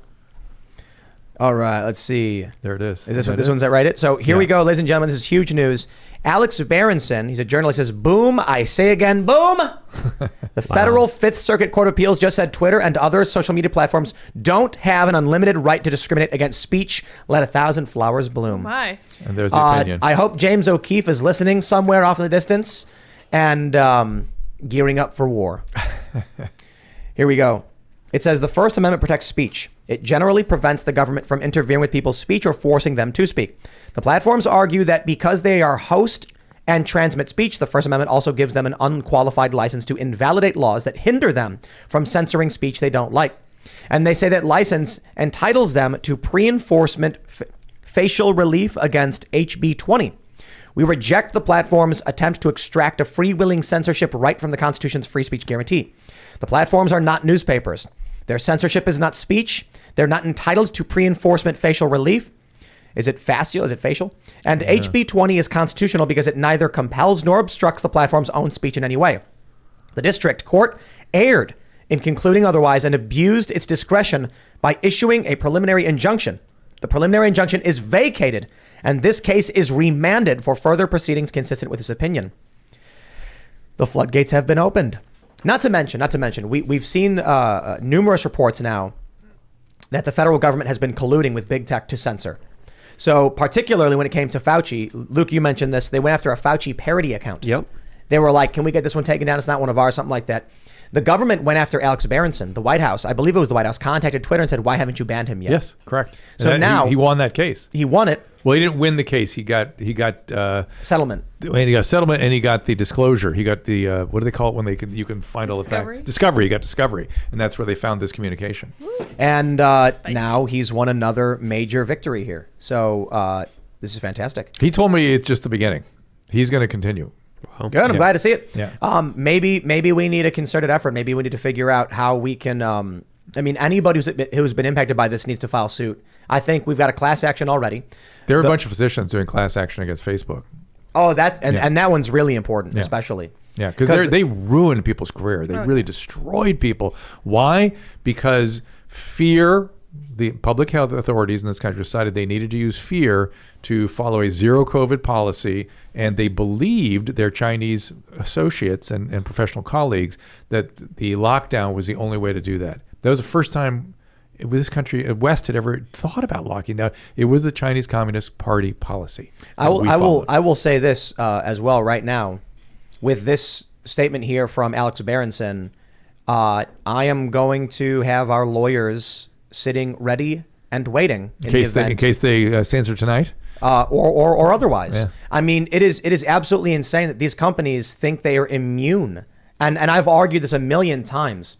Now that we know there's been direct collusion, I'd be willing to bet we can find the same collusion between Google and the government that we found between Twitter and the government and Facebook. Mark Zuckerberg's admission, you think YouTube's clean in this one? I doubt it. Absolutely. Why are they focused on certain things? YouTube can back off and let conversations in the public sphere happen, or they can face discovery and be included in this wave, which will ultimately create a cascade of negative impacts on their platform. Yeah. Mainline medical doctors were censored. Their voice was taken away from the commons because they dared to show data and science that didn't go along with the narrative and paradigm that they wanted people to go along. So seeing this news, it emboldens me. It shows me, you know what? Take me down. Censor me, because we could fight this in a court of law. And I will. If anything happens to me from now on, let's go. we're going to fight fair, this. I now had a real relationship with YouTube, and they very kindly reinstated. So you can get reinstated. Not just yourself, It's but there's other doctors. It's the that haven't AI been. that's the problem, But- and they need to adjust that. Yeah, the code needs to be free. It's not just that. It's not just that. There's other doctors. We can't even mention their names I here know. that you interviewed that don't have a relationship, that haven't gotten their channel back. So it's not just the AI. This is the issue with rulings like this. What'll happen is, I assure you that when this he posted this 4 hours ago, I'm willing to bet that a legal team that's working with YouTube or whatever immediately said, we need to have a meeting right now. And I would imagine part of their advice to YouTube was, if you do cross that line, you could. So we'll put it in simple math terms. If you think someone saying a bad thing on your platform will cause you, let's say, 1 degree of damage, so you make a move against that to rectify that 1 degree of damage, you could then be on the hook for 10 times as much damage. If you censor someone because you don't like what they've said and they sue you, it might open the floodgates to eliminate all of your protections. So you need to pull back. This is what often happens. They'll say, don't fight this battle because it'll make things worse. An example is when it was, what was it? Mississippi had the abortion law. Was that Mississippi? Yeah. And then so this group was like, we're going to sue to stop this. And then the Supreme Court basically wipes out Roe v. Wade. This is one of the big issues with getting involved in a legal battle. You can make it worse for yourself when you lose, or you can strategically retreat and pull back. This makes me think that Twitter, apparently corporations think they have free speech. A corporation, an entity, an invisible entity thinks it has free speech on the U.S. Constitution. Maybe it does technically. But megacorps are different beasts. And social media is like the phone company. Choosing who to shut down is not a form of free speech. If you come into my house and you're saying something I don't want you to say, I control the land. I have my free speech overrides yours. I guess that's the way it works legally. But for a corporation, no, I think times They're a have phone changed. company. I'll tell you what. If YouTube says, if the rules were this, if you violate our policies, we will remove you from the partner program, I would say fair enough. Yeah, it is. I don't believe there's an obligation for YouTube to sell on my behalf advertising, but to restrict people's access to your content. Like we've been dealing this with now for the past couple of weeks, probably because we're within 2 months of the election. Our thumbnails don't load. When we launch the live stream for this show right now that you're watching, many of you might notice on the homepage of YouTube, even if you do see it, it's a gray block. And then Ian will be like, Tim, the thumbnail's not up. And I'm like, and I have to go in and Every put it night. up. Almost every night. And the issue is, we can see that has a direct impact on viewers because people scrolling their homepage won't see the thumbnail and they just won't, out of sight, out of mind. We also, several times in this show, got a weird YouTube error when we talked about certain things. That literally happens. So, look, they play these dirty games. They've been playing them with us for a while now. And it is insane to me that YouTube is basically supposed to be like a common carrier. It's supposed to be like a phone company. It's supposed to be a platform, but instead they act like a newspaper. They have editorial rules. They say, here's our editorial rules you have to abide by. Sometimes they don't even tell you the rules. There was an instance where there was a guy we call Voldemort. If you said his name, they would delete your video outright, even though it was never posted in their rules. That was the case. Right. Well, I've gone back several times and asked what the rules are. They won't tell you. Right. Yeah. They have some rules listed. I know one guy. I'm not going to say his name because I don't want them coming after his new show. But with no strikes, no rule breaks, they deleted his entire channel. 300 and something thousand subscribers. They did No tell question. us that they were having they were under sort of a multinational attack right now with a lot of misinformation, which is kind of interesting to me. That somebody's trying to already stir things up as the election goes in, and to some extent, I want them not to be allowing stuff that's designed to harm us, right? But they have found that certain topics are in. But in just that really zone. quick, I think there's no rules because they want you to be paranoid. They want you to censor yourself. They want you to be scared to even dare Mission accomplished. ask something that Yep. that could go against Yep. the grain or the establishment. And I think How about this AB 2098? I could lose my license. I'm scared shit. And it's Let it out, Drew. it's a lot more sinister than just like, hey, let's try to keep the rules here, because you look at what Facebook was doing with the FBI. Facebook was colluding with them, giving them information, spying on people, getting people's private messages, but they also did that with COVID. There's Facebook emails showing how Zuckerberg was offering Dr. Fauci data on users to help the lockdown policies, to help people make sure that they weren't going outside of their homes. Facebook was volunteering that information. So the way that they work together, the way that they collude is far more interconnected than we even know about.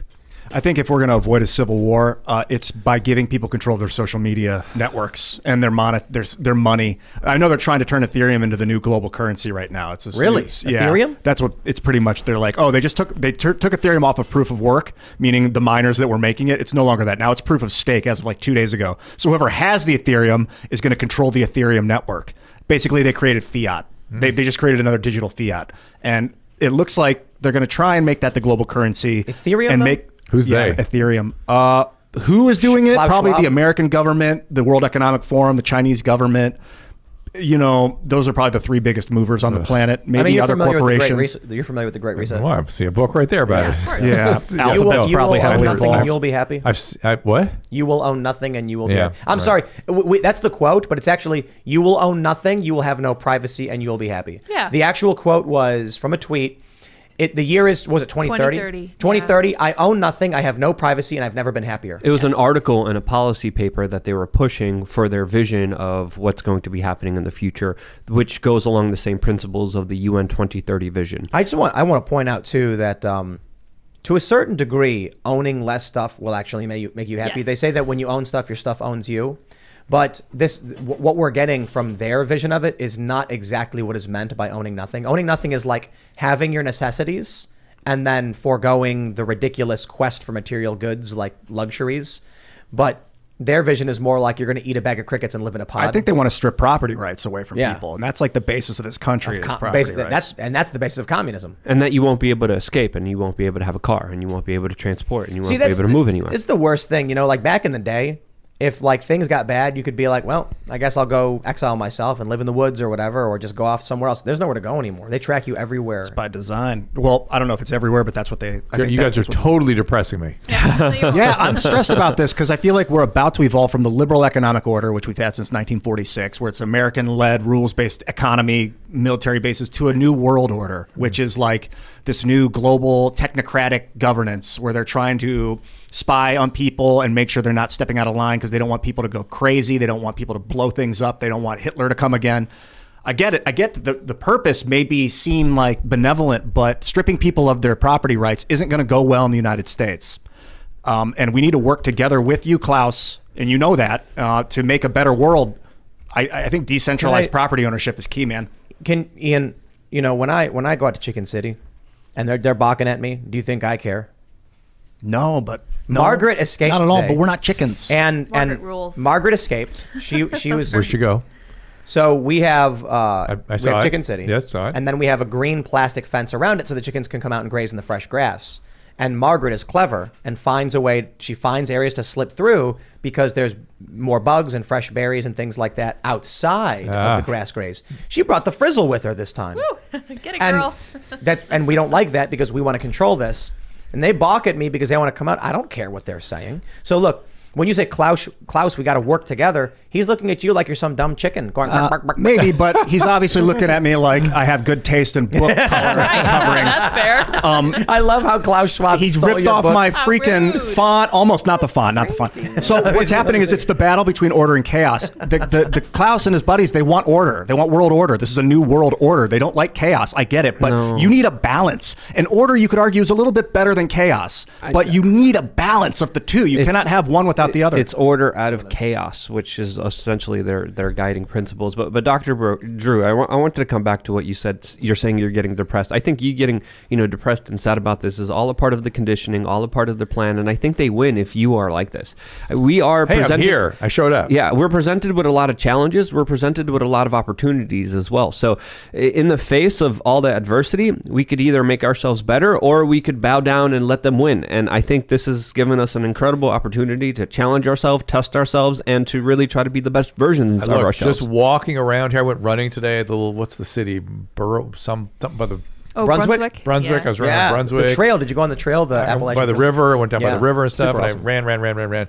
And I feel like I can feel my lungs here. People are happy. There's Yeah. there's a history attached to everything. The People are- lockdowns were particularly weak when we were here. It was like they were kind of there, but everyone kind of just was like, whatever. you go to California, you feel terrible. It's the break. Everybody's- Have you looked at the brake dust?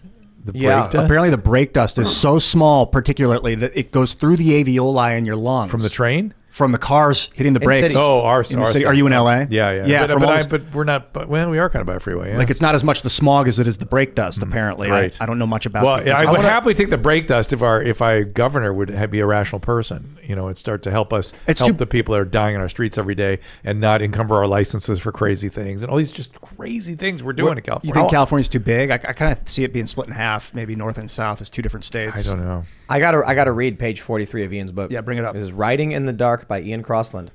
It's funny.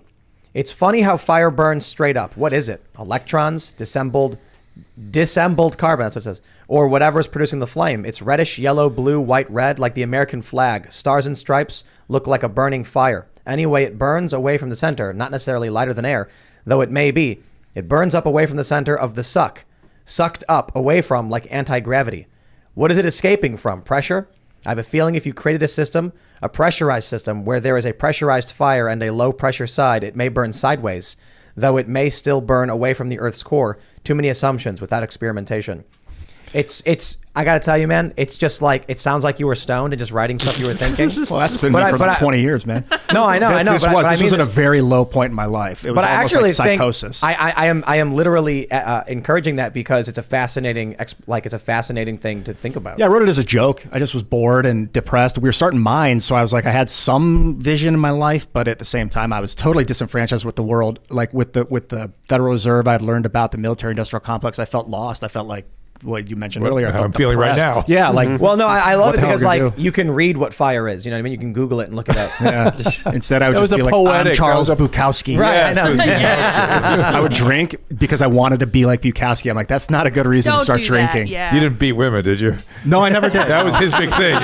Dick, yeah. They Not smoked good. a lot.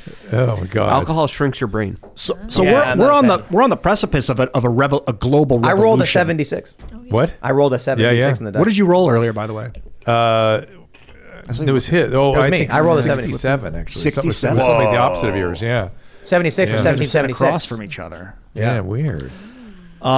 Something is about to change. I mean, the U.S. is kind of based on chaos. Like it was a revolution. It kind of is still a revolution. Like it's a constant revolution against its own government to keep it unstable so that it never becomes an overarching, monolith. Yet it's managed to be so.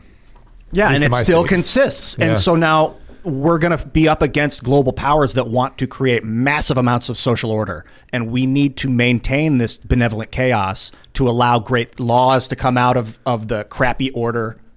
A bad law should be So broken. what you're saying though is that this may be something we're passing through. There's the numbers Yeah. ball, and that maybe some good will come out, and we'll find a new equilibrium, which is what my hope is.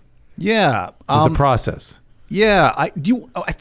Like people, I want to believe everyone's the same. Everyone's awesome. Everyone's a god. Everyone's a leader. But No. yeah. It's the truth is I think there are better men and then there's the plebs. And I hate that. Well, I mean, there are plenty of people that have unfulfilled potential. That's for sure. And I would love to see everyone fulfill their potential. How about that? How would Right? they? Yeah. Because I watched you ever see that video of the Iraqis and Afghanis trying to do jumping jacks? No. Oh man, let me pull it up. Uh-oh. Yeah, it's sad because it feels like wasted potential. And is this one it? This is a black pill. Oh yeah. Look at this guy right here. Yeah. Like, what's he doing? They're not called jumping jacks. What are they Doing his called? Best. You can't call them jumping jacks? Well, that's like I knew what you called them when you. there's a what they were. specific thing. We had a military guy and explained what they're called something more specific, I guess. I think those might be jumping jacks actually. Those But look like jumping look at this guy. Yeah. He's the best. What's Wow. he doing? Wow. A star jump? No, it's not a star Well, jump. but I A mean, side straddle hop? that's a kind of what a the different. Side straddle. Side straddle hop? Yeah. As people get older, their ability to reproduce motor actions and stuff. It's like trying to learn a dance or something. It's like Is that what it is? But I watched that video and I'm just kind of like the wasted potential of there's so a- many people. there's a myth of He the could have Native been high Americans. off of his, what. There's a myth of the Native Americans when the conquistadors were coming in on the boats. They were out there in the ocean and they would go out and they would look and they would never see boats because they didn't Clouds. know what a boat was. Clouds. It was clouds. They said they saw big mountains and clouds. So because Yeah. that's what they knew, Yeah. it was real. So that's what they saw, and it was only eventually that one of the shaman was like, "Actually, there's something there that I don't understand, but I see." Yeah. And so it takes the brain, if it doesn't know something exists, a great deal of effort to perceive it. Yep. And maybe that's the same thing with realizing potential, because they don't know that they have it. That's interesting. I like that. Yeah, Forrest says side straddle hop is what it's called. Side which I straddle haven't hop. heard of. Really I just feel like so much of humanity is wasted potential.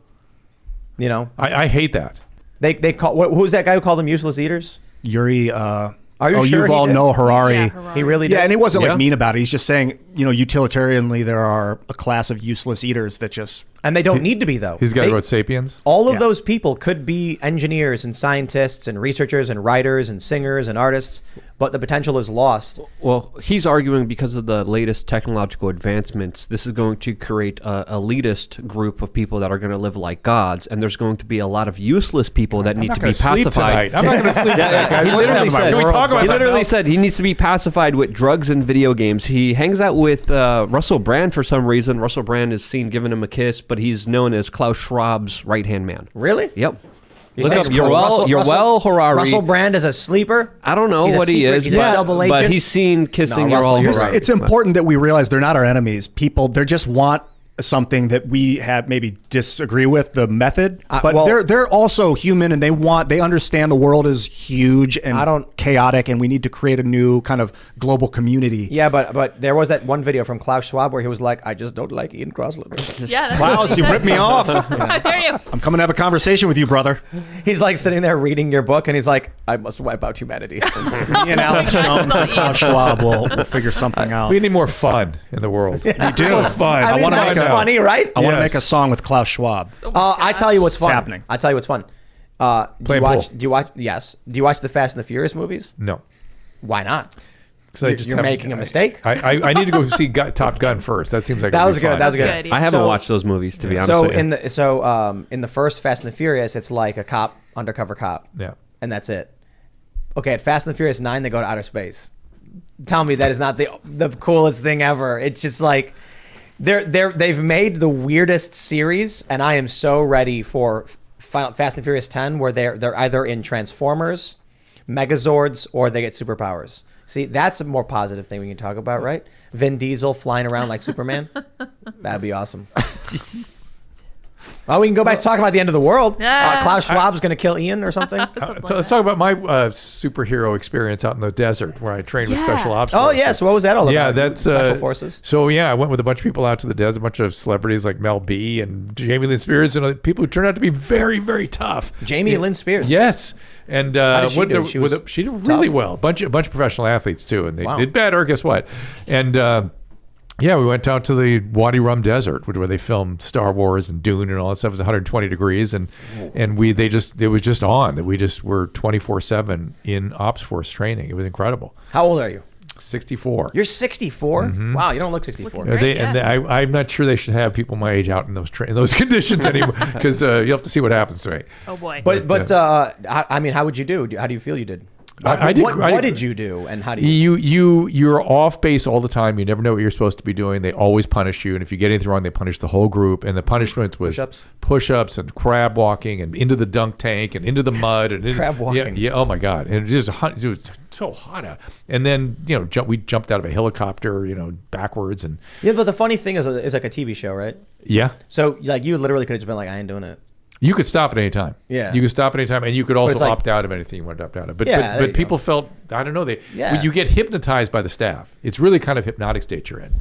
Really, you get so they start look, they come at you from the beginning, like in your face, and within about 6 hours, you're wanting to do what they're telling you to do. It's very strange, and they really emphasize just trust them and do what we tell you. I And think we that's what you should start have doing. Ian do basic training. Yeah. Okay. Yeah. 3 months. Well, just because. Oh, you mean like run the basic training? I thought that's like what you meant. No, do basic training. Boot camp. No, I think Boot I camp. think you might be right. I do need more order in my life. I just don't want it forced on me. I never really because I don't like nonsensical order. When should people do are like s- do it to do it, I don't like that kind of We stuff. should have Ian do Soldier Fit. Yeah, we could bring Could you Soldier imagine- Fit you back You know, out if here. it entertains and inspires people at this point, because I think what we're talking about is creating a new world order, literally. But what we need to do is inspire people to govern themselves and to take control. And if we can be that example, then 12-year-olds that are listening to this show Yes. are going to remember it in 20 years. and be personally responsible, and be healthy, and be happy, and be prosperous individuals. And think about this.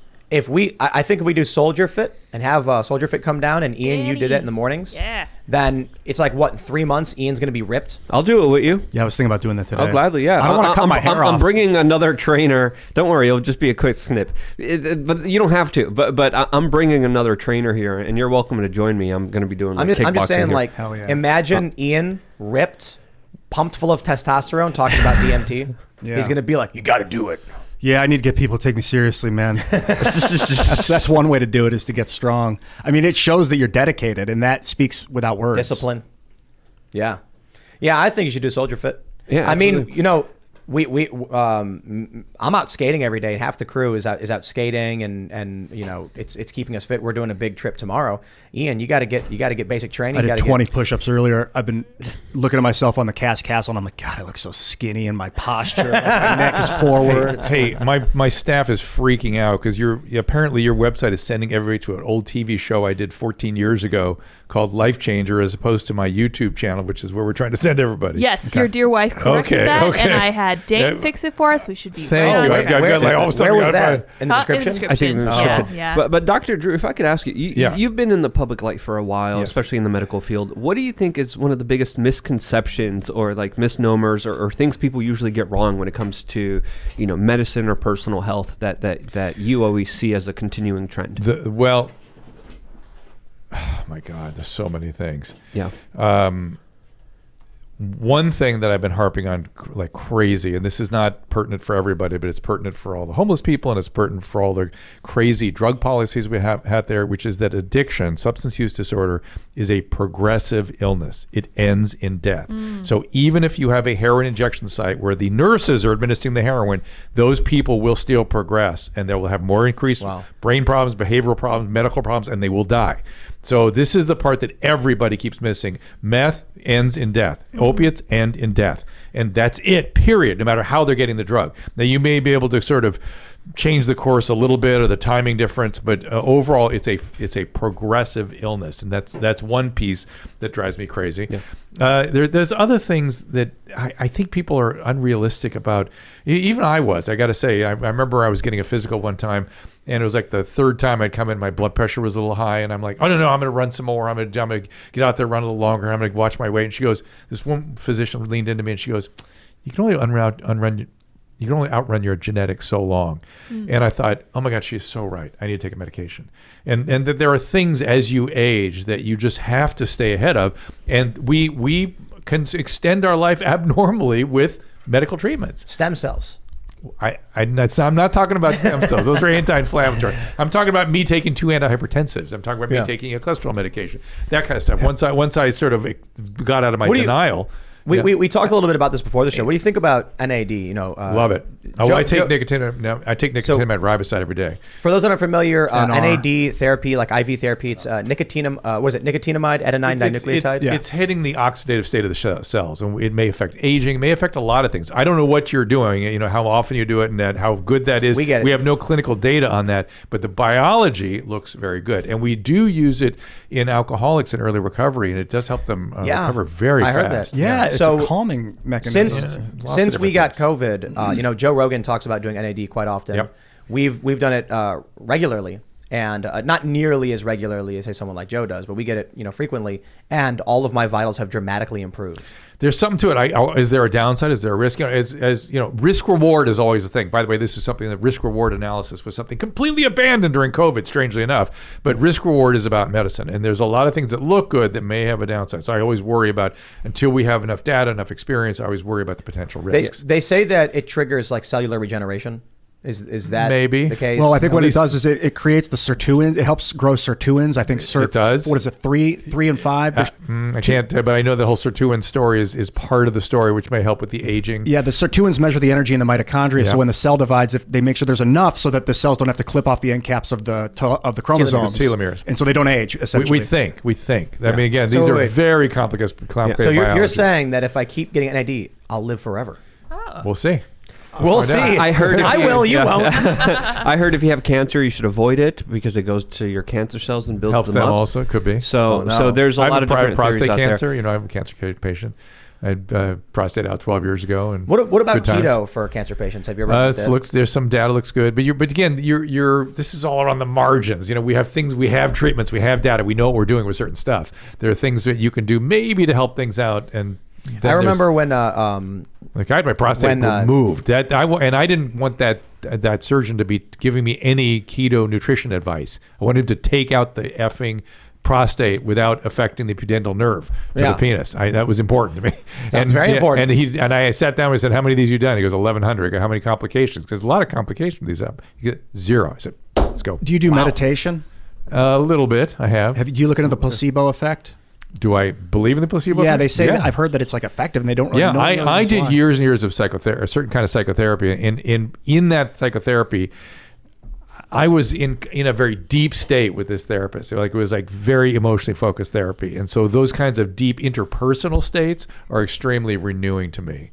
So I feel like I'd be a good hypnosis candidate. Yeah. I think I'd be good for that. If you ever had the power and influence of like a Bill Gates or a Dr. Fauci, what kind of policies would you push forward for the American people? I would decentralize everything. There you go. That's a beautiful answer. We're big fans of that. I would create pathways and advice, and when all this centralization and control started happening, when I was probably in the early 2000s, late 90s, I was really deep in my career. I was working 18 hours a day. I was doing psychiatry half the day, and then addiction, regular medicine the rest of the day, and I just kept saying, if I am such a crappy physician that I need all this oversight and regulation, send me back for more training. I love my training. It's great. I love training. I just want this clerks telling me what to do. This insurance salesman. This is ridiculous. Or some regulator in Washington determining how I take care of my patients, which is complicated. Have you ever smoked DMT? No, but that's like the go-to trippy question. I'm watching all that very, very carefully. I've talked to him, forgetting the name of the guy that was the founder of MAPS. It's going to come to me in a second. See if I can look it up. Anyway, MAPS? Multidisciplinary Association for Psychedelic Studies. So I am very interested in how psychedelics are going to be It's an useful. unfortunate acronym. Yeah, it really Rick is. Doblin. Wow. Yeah, Rick Doblin. Rick Doblin. And it's going to be useful. It's going to be something, but there is a downside there too. So please, people, don't run ahead of the science. Is we talked the about downside that you actually meet demons and they'll try to steal your soul, or is it Well, something it more depends what you're health-related? talking about. There's acid, there's mushrooms, there's different psychedelics said with different DMT. effects. No, and listen to there's Tim. It's DMT. the demons that come get you. The little, They the pull your little soul elves. out of your esophagus. No, Yeah, hey. Wow. Yeah, we don't know. That's called a purge. that I know. Don't doesn't tempt the happen. fates. That I know doesn't happen. May feel like it's happening, but that doesn't happen. But I had a terrible reaction to cannabis. Horrible. I'll never touch it What again. was the reaction? I developed something called a anticholinergic delirium. Ooh. When was it? I was sounds at unfortunate. I was at a party with a very famous person that loves weed, and I was there talking to him, and I was talking. It was Oh, not boy. Snoop, and I was talking with him, and there was another guy there who was even more famous for weed, and I thought I'm going to have to smoke with these guys, and they of course handed it to me, took a big hit, and I immediately couldn't feel my hands and my feet. I got agitated.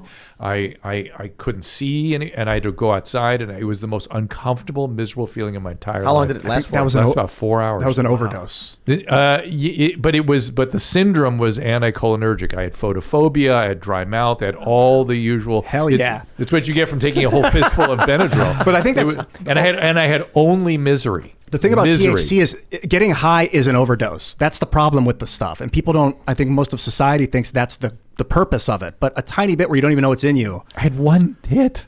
it's a lot. It- That is a potent. Well, they have a those Frankenstein those weed. guys were going nuts on these cigars, these blunts they were smoking. Addicts. They were like really going at it. I thought, well, how bad can it be? I'll try it. And then I just all of a sudden couldn't walk. I was like Parkinsonian. I was like Well, this. I couldn't move around. well, I Dr. couldn't Drew- sit Gotta do it down. in a float tank. You ever do one of those drugs float are bad? tanks? No, I'd like to. What? Drugs are yeah, me bad. too. Drugs are bad. That's Drugs are right. bad. No, just you gotta get the careful right with your brain. dosage. Careful with your brain, everybody. That's the Yes. bottom line. Yeah. Yes. Yeah. Have you? Actually, the reality is that drugs are just drugs, and if they're used properly, they can be life-saving. Sometimes. And that includes even what people consider to be recreational. I think they're doing like PTSD treatments with like MDMA or something. Yeah, mushrooms. Well, that was Things like Doblin's big study. In the right hands, he save people. feels that MDMA, in a well-trained therapeutic setting, MDMA clearly works. I asked you about And Ibogaine. addiction as well. A lot of people who have a hard time quitting heroin or smoking cigarettes usually turn to different forms of psychedelics. There's Ibogaine, there's mushrooms. So Ibogaine, ayahuasca, this stuff. I've been seeing my patients, over the years try that stuff, and I've seen out of probably 100 cases of people trying to stop, usually opiates. That's usually what they're trying to stop. One time they stayed stop. All the other ones stopped for 6 months and then went back. With ibogaine usage. And they and some of them had like persistent personality changes from the ibogaine too, Yeah, which was really scary to me. It's like it's one thing to change your personality in a psychotherapeutic setting where you're in control of the whole thing, but you take a substance and it changes who you are. I don't care if you're happier; it's changed who you are. That is a big problem for me. Bill W. who founded Alcoholics Anonymous used LSD, and he's all this literature of him saying, well, the reason I stopped drinking is because I had an experience on LSD and I realized I didn't need it anymore. But then when they made AA, they took that out because they didn't. Well, no, that story is still around. But my understanding is the LSD story came later when he was struggling with staying sober. But I don't know. I don't know that because you're right. It's not in the big book. That's for sure. But to your point, there will be use of these things one day. There will be. I'm sure of it. I just don't know how much and how to dose it. Yeah, the dosage is key because, I mean, LSD is so powerful. Listen, I'll tell you where it's useful is end-of-life dread. If you have a terminal illness and you are overwhelmed with anxiety and dread, it's very clear that that's helpful. I would do that. This is why I'm worried because throughout then who cares if there's an injury? You know what I mean? And I really wanted to ask you this. I'm really worried because the last 3 years we saw how far the government, the bureaucrats, big pharma, and doctors stood in the way of actually helping people and treating people and giving them early treatment and actually doing the right thing. It makes you wonder if they did that 3 years ago because of this health crisis, how are they doing it with other health crises? How are they doing it with other illnesses and the sicknesses opiate out addiction? there? Look, no. Exactly. That's what I mean. Let's get into that a little bit too, because we're just outside of West Virginia right now, and it's really bad there. They sell what is it called? Kratom. Is that Kratom? Kratom? Is that's for like opiate addiction? It's just a weak opiate. It's just changing one for another. Oh, it is an opiate. Yeah, it's a weak opiate, 100%. But so what happens if people go cold turkey? So they have 5 days of discomfort. Is that it? Yeah. There was never an opiate addict on earth. Never once of treating 10,000 drug addicts did I ever go, oh my God, the opiate addicts. How am I going to get them off the opiates? I never had any problem getting them off. Keeping them off is the problem. We were at Blue Ridge Rock Fest, huge rock festival this past weekend, and in the staff artist section was a tent that said free Narcan for artists and staff. Yeah. Yeah. And I was just like, dude, that is brutal. We should all be carrying it around. It's all over the place. It's just sad that you need to. Hey, I had an interaction when I had to save someone's life and had to give them CPR, and thank goodness the person turned blue. I was in the car with them, and I was the only one that wasn't driving the car, and the passenger was turning blue, and just because they took some heroin. And I literally had to give them CPR, and they almost died this close. Can you explain what causes it? Like when an overdose happens, what causes the death? What causes? You stop breathing.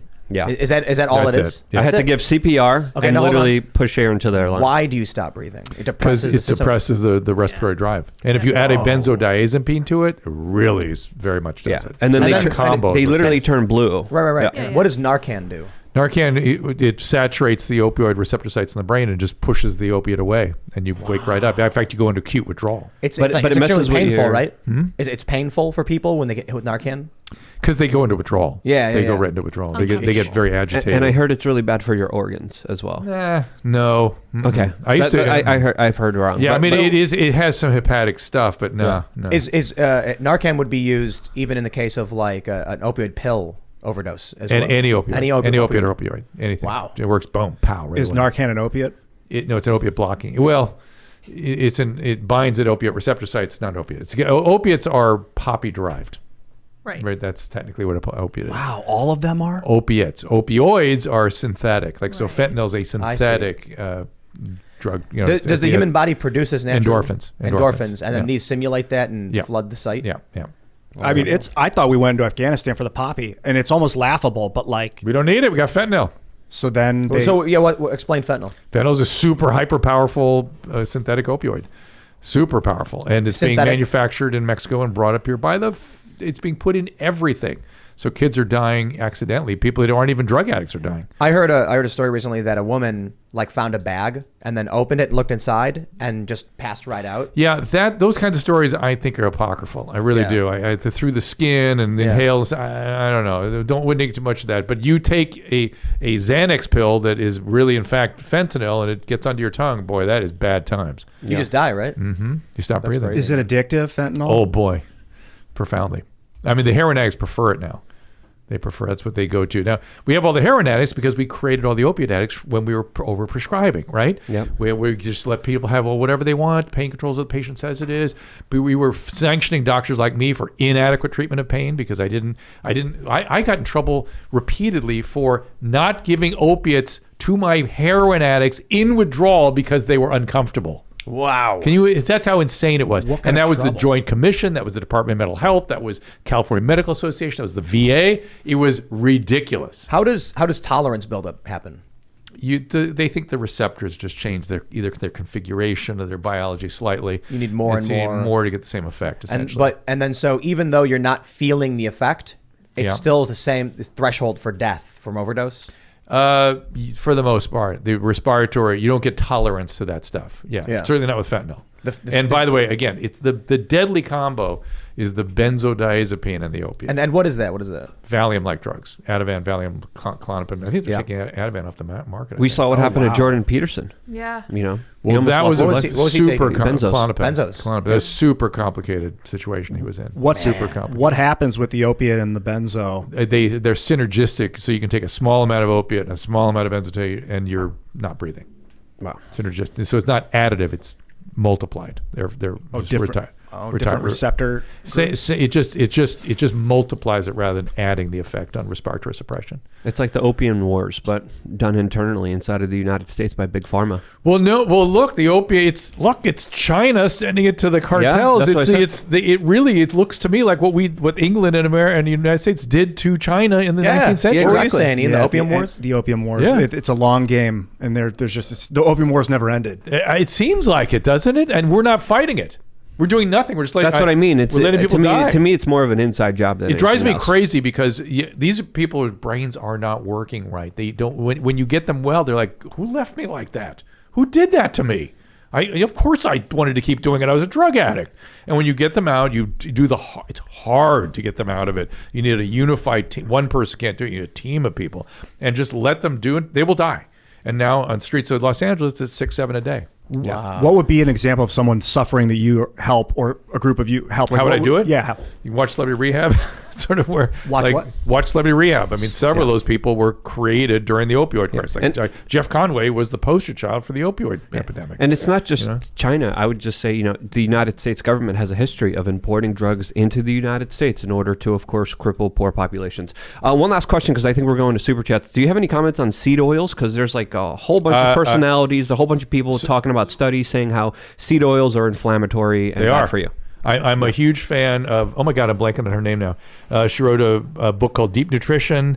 Kate Shanahan. Kate, help me. Looking it up. Sorry. She's a family practitioner. Dr. Kate Shanahan. Yeah. She's a biochemist. And when she used to advise the Lakers. She's a very fine biochemist and a very fine family practitioner. And the first time I spoke to her was probably 15 years ago. And I was like, oh, another nutrition thing. And sure, just show me the chemistry because you're a biochemist. So I'm going to make you show me the chemistry because nobody can. And she looks at me and she goes, you can't say anything about nutrition. It's way too complicated. There's certain things I can tell you about. I can talk to you about seed oils, and I can talk to you about polyunsaturated fats. When you heat them up, what happens? And they cause cancer. And that's what I harp on. And the seed oils definitely are a big part of the problem. And there's a huge increase of cancer, especially when we start using artificial seed oils, canola oil, sunflower oil. She thinks it's part of the COVID story, too. I don't know if I went all the way there. I think so, too, as well, especially so. when it comes to the gut and the immune system, because many people said, and many doctors are even recommending kefirs and fermented food in order to deal with COVID. And a lot of doctors also thought that the medicine that we talked about earlier in the show was helping people because it got rid of parasites in their guts and made their guts work properly, which made their immune systems work properly. That was one thesis that some doctors had. So that's being worked out. Yeah, exactly. We still don't know, but it's being worked out. And it's not even parasites; it's bacterial balance and what should that balance but the gut is key to your health. Gut seems to be key to your health. I'm mispronouncing Kate's name. What is it? It's not Shanahan. It's help me. Is it Shanahan? Let me pull that back up. Let's see. Flanagan? I'm bad with pronouncing any kind of names. Yeah. It's Shanahan is how it's spelled. Okay. Kate, MD? Shana. MD? H-A-N. Yeah, MD? Dr. Kate Shanahan, Deep Deep Nutrition. Okay, that's her. Okay. But yeah, I've been avoiding a lot of seed oils, and I've seen an increase in my health dramatically. And it's everywhere. You go to the supermarket, it's everywhere. Listen to this. I have terrible large vessel vascular disease in my family. I have what's called metabolic syndrome, so I'm insulin resistant. I have hypertriglyceridemia. I'm hypertensive, and I was like, I don't want. My dad had terrible vascular disease. I'm like, I don't want this. So I started focusing early. I got on statins early, smashed my LDL very easily, but my HDL was always low and my triglycerides were always high until I started eating more red meat and cutting out carbohydrates completely, and boom. I mean, I've never had numbers like this. Good or bad? Really good, really good. I cut out most of the sugars. I cut out bread. Carbohydrates the enemy for certain people, and animal fats are not as bad as we thought they were. Exactly, and they're key for your brain. I'm looking up the coconut. They say it's a seed, a nut, and a fruit, but that's not coconut oil. It's not the seed oil Correct. they're talking about. That's so when it, they say seed oil, is it like a refined palm soy oil, canola oil, sunflower oil, even a lot of olive oil and avocado oil is mixed in with these inflammatory oils. He's right. And they're pretend oils. Wow. They're not real oils. And when you take them, you think you're taking something good, and they actually cause massive amounts of inflammation, massive amount of gut Focus irritation. on that instead of the stem cell. Exactly. That's what I've been trying to tell Tim. I'm like, you got fried food today? I'm like, no. I had the ribeye. This is interesting because inadvertently, I would say I cut out a substantial amount of seed oils from my diet without even thinking about it, because now, like when I make eggs, I would splash a little olive oil or something in there. Now it's just bacon. I use the bacon to grease the pan. Tallow is better. And then I put the eggs right into the bacon grease. And then I pour the bacon grease over the eggs to make sure I get all of them. And then but follow your cholesterol. Some people are, our lipid metabolism all different one from another, and just make sure you're the person that can do that. And then I pour a quarter of a cup of heavy cream into my coffee. Yeah. So that's all my stuff. That's awesome. Yeah. I've lived that way. Let me tell you, the most delicious thing ever is the Mark Lobliner's Outright bar. It's a peanut butter protein bar. Do you have one downstairs? We got a bunch. We'll give you some. Thank you. I love it. And the nitro cold brew with heavy whipping cream. Oh yeah. And that together. Nitro, is that caveman coffee nitro or just any nitro? We have Starbucks and we have I think it's called High Brew. Yeah. But eating that protein bar and then washing it down with coffee is just so good. But you got to be careful. The Quest bars have vegetable oils. Sour Patch Kids, vegetable oils. Yes. It's everywhere. And sugar. It's crazy. But I stopped eating all that stuff. I literally go down the supermarket and almost everything has it. I make sure I verbally say it out loud, so hopefully the next person hears me. I'm like, oh no, canola oil. This is cancer. Put it back. Yeah. And I have to spend an hour extra at the supermarket because I'm looking at the ingredients. Because you're yelling at customers, like, don't eat that. And one of the things we've not talked about, I mentioned, I think before the mics heated up, was about the estrogens in all the plastics and stuff. Yeah, soy boys. Is that true? I'm becoming increasingly convinced that that's a major part of what's going on. You think soy boys are real? I think there's a book called Estrogenation that I first got exposed to this, Estrogenation, and it just, I think that's what it's called. Am I getting it there? And it just freaked. I started looking at it and thought, yeah, God, the way that the sperm is down, reproductivity is down, men are kind of, you know what I mean?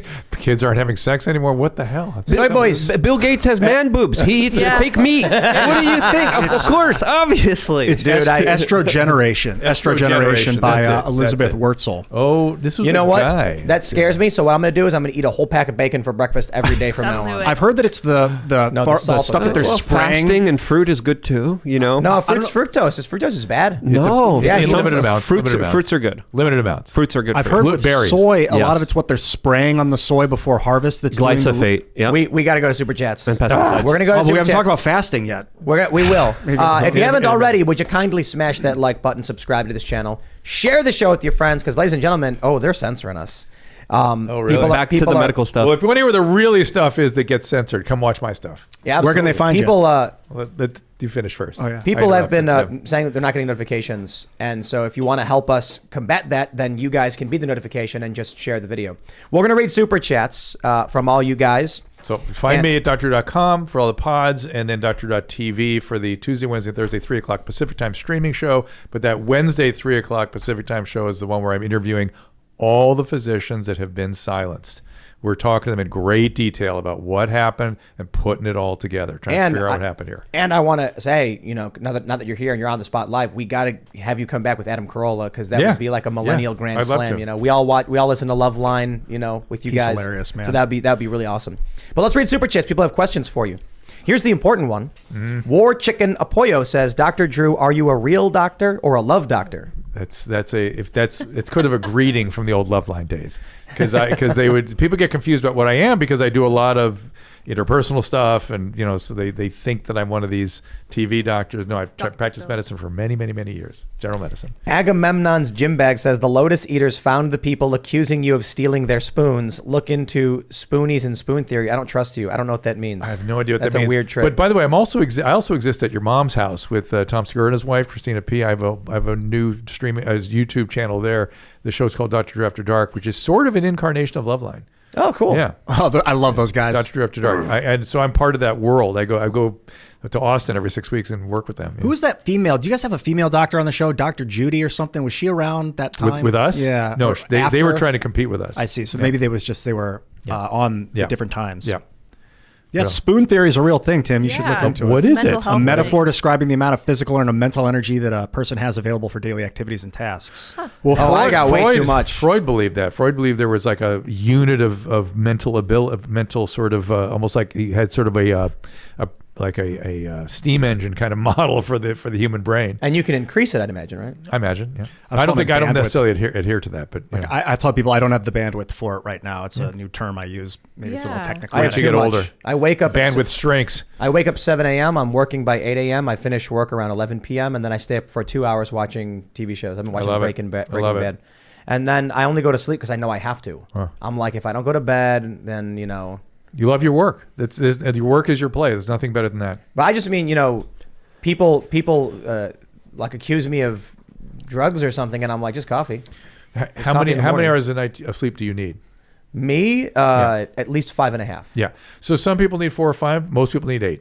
That's the way it is. Yeah, and the guys who need 4.5, they just need 4.5. That's it. What do you think about coffee? Are people overdosing on coffee to their detriment? We don't know. I mean, I watch coffee very carefully because I'm a caffeine addict, and all that data just keeps coming up positive. For a long time, we thought it might cause pancreatic cancer. That's been completely debunked. Now it decreases the risk of Parkinson's and Alzheimer's. Depression? Decreases the risk and depression. And humanity's progression is also correlated with the use of caffeine.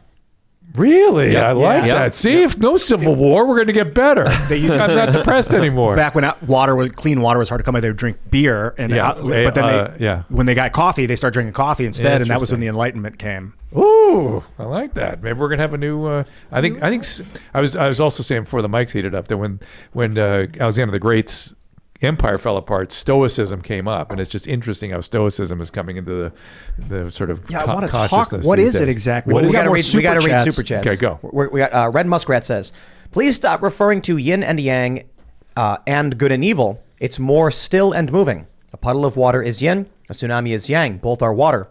I was raised Taoist. Ian would especially appreciate it. Great for meditation. I like it, but stillness is just really fast moving that you don't perceive. Maybe that's the point. Eric Christensen says, when I was homeless in New York City 20 years ago, I was offered a one-way bus ticket to Miami by my social worker. Huh. I mean, South Park did a whole episode about it. Yeah. Where they put all the homeless people on buses and send them to the next city. Yep. That's what they do. do. That was happening for a while. Repopulation. Now they put them on planes. An old war punishment. Gosh, you started talking about time and time perception. I've been listening to a lot of physics podcasts. I'm a total nerd on that stuff. Yeah, I think the universe is twisting around on itself rather than expanding. And that when we find a singularity, it's when we twist back towards the center. It's like a double torus. Okay, yeah, I know what you're talking about. But I just don't know that time even exists. It's not. It's motion. Everything's moving. Change, yeah. Dan Inez says, if you think the government cares, remember they spent a decade or so telling people to eat more bread. Yeah. You look at the food pyramid. Yeah. It still hasn't been dismantled. Yeah. It was a ridiculous and ill-founded and without any evidence sent down from on high. And they came out with a new one saying that Cheerios and Frosted Flakes are a lot more healthier than red meat. There's a new food thing that they came out with. It's absolutely centralization of authority is a bad thing in medicine. Is it purely just because they want to sell wheat because that's what we grow? I don't know who influenced them. I just think there's a whole the corn there, but there was a whole story about where the food pyramid came from. One guy invented it, and he was just a hubristic guy, OMG Puppy says, lithium in the drinking water. Quote, better a gram than a dam from Brave New World. Drugging the population is an old progressive idea from British Fabians in America in the 1920s. Interesting. Ankush Narula says, Dr. Drew, instead of lithium, how about graphene? Are you familiar with graphene? No. There we go. It's Everyone pure drink. carbon, Okay. hexagonally latticed. I actually have some here. Everybody knows. and you'll Everybody listening absorb to the it? show knows. I don't know about No, ingesting no, this no, stuff, but no. it's going to become the 21st century steel building material. It's Oh, electrically good. Cool. conductive, I love it. capacitative. I It could be dig a it. battery and a wire at once. You can Fabulous. make clothing out of it. You can make touchscreen wallpaper out of Pour it this. over my head right now. You can extract carbon dioxide out of the air and convert it into graphene as a building material. Let's go. It's happening. Come on.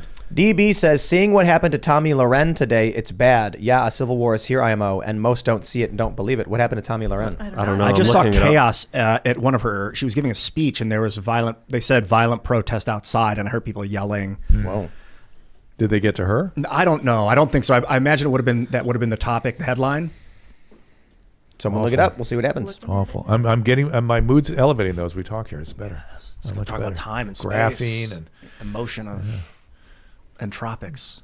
temporality. All right. Protest. I'm trying to. I really wanted to find some good questions for you, Dr. Drew. So I'm kind of screening these. They're not asking any good ones. It's mostly comments. You know. Does anybody have any questions about Yeah. that? Have you, when you get into like psychoactives, like, or do you think the consciousness is more? I personally, I feel like consciousness is more involved with physical health than people realize. Maybe at this time. Have you Agreed. delved down that rabbit hole? I though think that the a single brain theory on consciousness is digging in the wrong hole. I think that we like if a feral child who got lost in the woods at 6 months comes out at 14, like remember that movie Eve or whatever it was about with she couldn't speak and it was Elle or Eve anyway. Sorry, I don't watch movies. Yeah, Stranger Things. with Jane. No. It was a long time ago. But in any event, if that child came out of the woods at 15, they wouldn't be able to speak. They wouldn't have consciousness in the way we think of consciousness. Consciousness comes out as a result of seeing ourselves reflected in other people. It's a second order interpretation of our primary experiences, and so we can see ourselves literally through another pair of eyes. And we develop that through being reflected in other people. Internet video. I'm gonna too. read I this, see myself. It's crazy. JKG says, Dr. Drew, Adam and Loveline saved my life. Oh. 18 years sober today and a father to an 8-year-old daughter. Yeah. Thanks, Drew. Congratulations. Well done. You're right on. Works if you work it, man. Derp Eyes says, Dr. Drew After Dark is based AF. So glad to see him here. A conversation I never expected but absolutely love. Kisses, mommy. Okay. So at your mom's house, they have a lot of greetings, calling each other mommy, Jeans, hey Hitler. It's just you have to see the videos to understand. You bet I'll be coming up in May. There's just a whole bunch of phrases from videos we all watch at your mom's house. So Drew, Doc looks like Q. the movie you were talking about is Nell. Nell, that's it. Yes. Doc Q says, Dr. Drew, who's your favorite comedian you've interviewed with YMH? Have any left you speechless like the best-selling book by Michael Knowles? Many have left me speechless. Lately,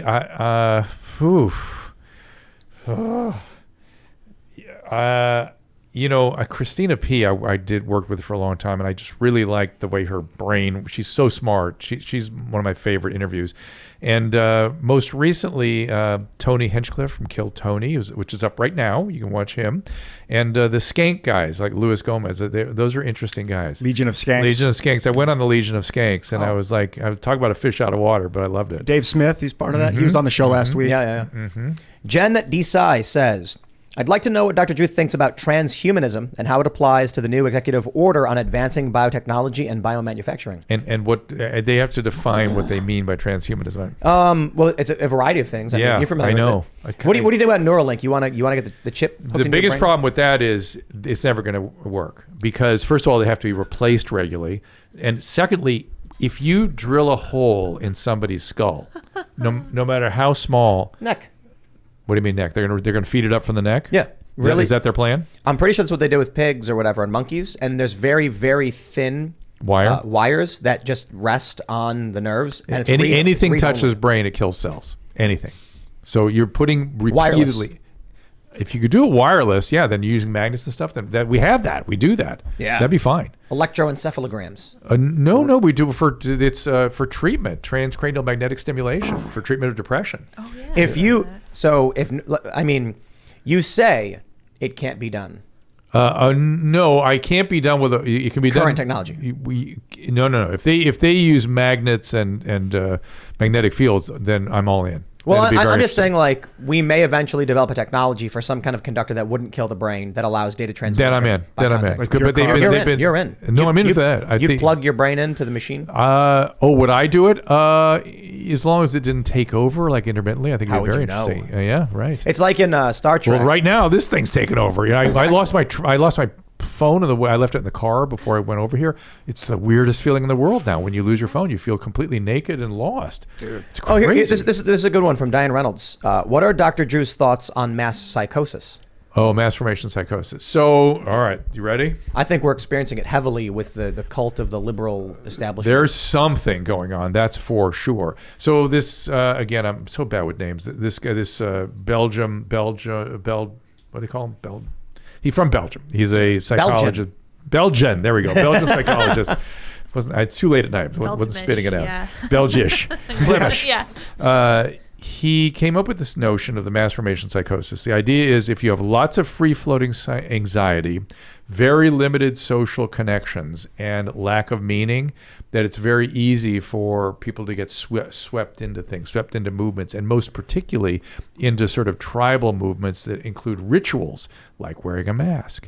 And the more those rituals are disconnected from any evidentiary reality, the less masks are useful, the more they cling to them as a signal of their group participation. And if you're somebody who has been away from a group and really feels isolated, and now here's a way to stay connected and say, I'm a part of it, I wear that mask outside. You know, the more ridiculous, the better, to let you know I'm all into that group.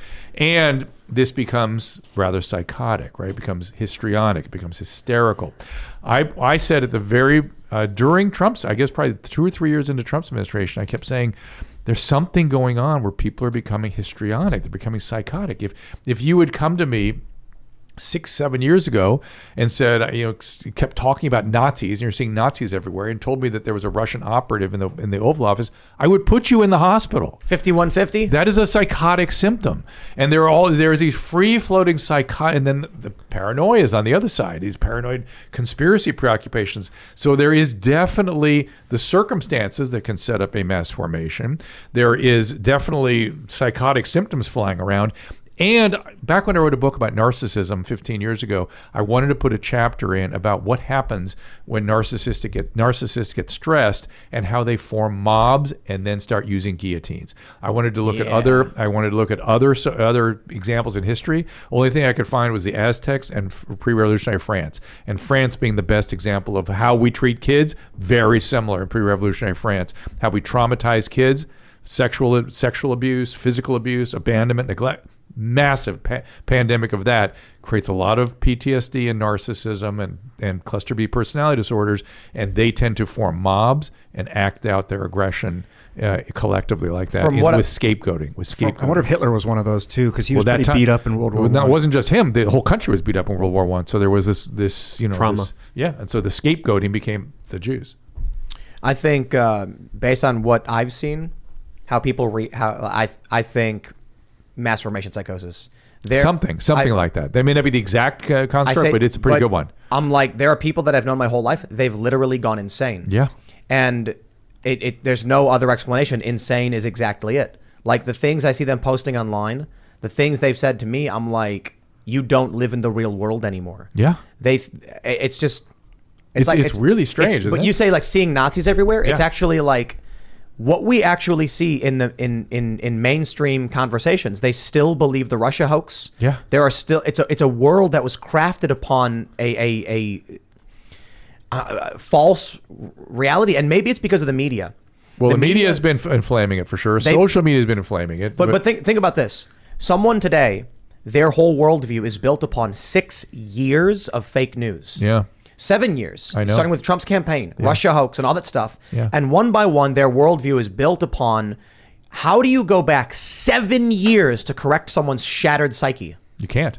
You get such powerful cognitive dissonance, and you can see it when they start attacking the person who exposes them to this. Right. The ad hominem arguments tells you the cognitive dissonance has been triggered. I think part of it is that humans are scared to be wrong for a variety of reasons. Well, we're wired this way. What we are wired against is any change to our physical being, but it turns out the same resistance to change of our physical being is wired into our self.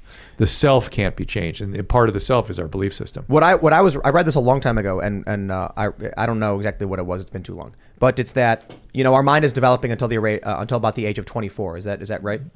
Around there, 24 to 28 or something like that. That's true, but that is about true. Well, men 27, 28, really. But that's and then you're an adult, and then your brain stops. Yeah. And I was reading about why people have emotional breakdowns and panic attacks and things like that. And they said humans evolved to defend their worldview because if you've made it to the age of 25, you've succeeded. Whatever it is you were doing, succeeded. You survived. You survived. Yeah. And this will keep you alive and your children. Mm-hmm. If this is wrong and it breaks, you are now at risk. Mm-hmm. So what happens is humans who would make dramatic changes at some point in their life would have a lower success rate and be more likely to die. Not definitively, but it's just basic attrition. From an evolutionary perspective, you're saying? Yes. Over a long enough period of time, those that were firm in their beliefs were more likely to survive. Correct. So if someone is, say, 35 years old and they've built their worldview, and then you enter into logic that is indisputable, and it breaks that, it puts them at risk of not surviving, and thus they retreat to an emotional space of anger to try and reject what you've said because it will make them less likely to survive. And religion was always a big part of that, and people fought wars over these things, and now the new religion is political. And so we are coming up to 7 years now of fake news hoaxes. Yeah. And there are people today who believed that story from 7 years ago about Russia and the Alpha Bank and all that. They still believe it. They will not entertain reality. And there is no way for us to rewind the clock 7 years to someone. 7 years, every cell in your body, they say, is changed. Mm-hmm. Your whole being is built on a fictitious reality. I don't see how you solve that problem. Wait 7 years. Or is it? 7 more years of correcting it. We'd have to shut down. We have to. It's going to be longer than that. CNN's, they're transforming dramatically. We have to gain a sphere of influence to the point where it's undeniable. What do you mean by that? Reality is undeniable.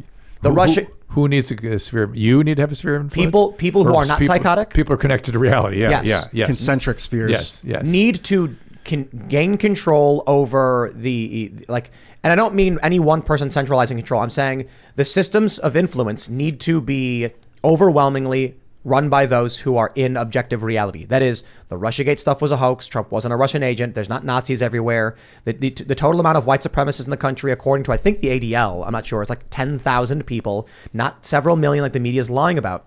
Once these big networks like Vox, which claimed, they said like millions of people were white supremacists or shared those views, it's insane.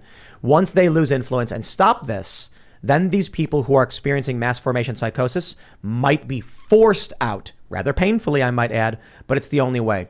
To get someone out of a cult, you have to remove them from the cult and cut off their connection. But sometimes they have it. But oftentimes, but this is a really interesting point. I've not thought of it this way. If you look at it through the prism of cult, there's often I forget what they call it, like when things rush in, when there's a sudden, fully sort of a collapse of their cult views and a rush in of reality. It's uncomfortable. It's painful. It takes them a while to adjust to it. But it's not a slow process. It's a fast process. I was listening to a podcast on the way in here about the JFK sort of conspiracy theory. It was a guy who was a conspiracy theorist most of his young life, and then started actually reading the reports of what the evidence was one way or the other, and it all of a sudden just rushed in on him one day. And he had to change his whole outlook in one day. And that's very common with cultish kinds of views. So it may happen all at once to people, one at a time. Well, because of cell phones, these people can always reconnect with the cult to reaffirm their cult worldview. Yeah. And that's a scary reality. Yes. All right, we got this from Jay Crane, 02, says, former opioid user. I was shot in Afghanistan by a sniper and was put on oxycodone and took me over 7 years to get off. Nearly killed myself over the withdrawal. So sorry. Suboxone, is that how you pronounce it? Yep. Saved my life. Vets are dying. So what? I was going to say, when I was in 2014, I had a kidney stone. They gave me Percocet. I took one, and it was the most intense feeling I have ever had, and I never took another pill. And Good feeling. Got rid of it. Yeah. Well, it was. But as good as I felt, once I was done, I was terrified. Yeah. And I just never took one again. Well, if you want to know how different the biology of one brain versus another is, so I had big surgery I told you about earlier, and I had to take some Percocet afterwards. I hated it. I felt awful. I couldn't stand it.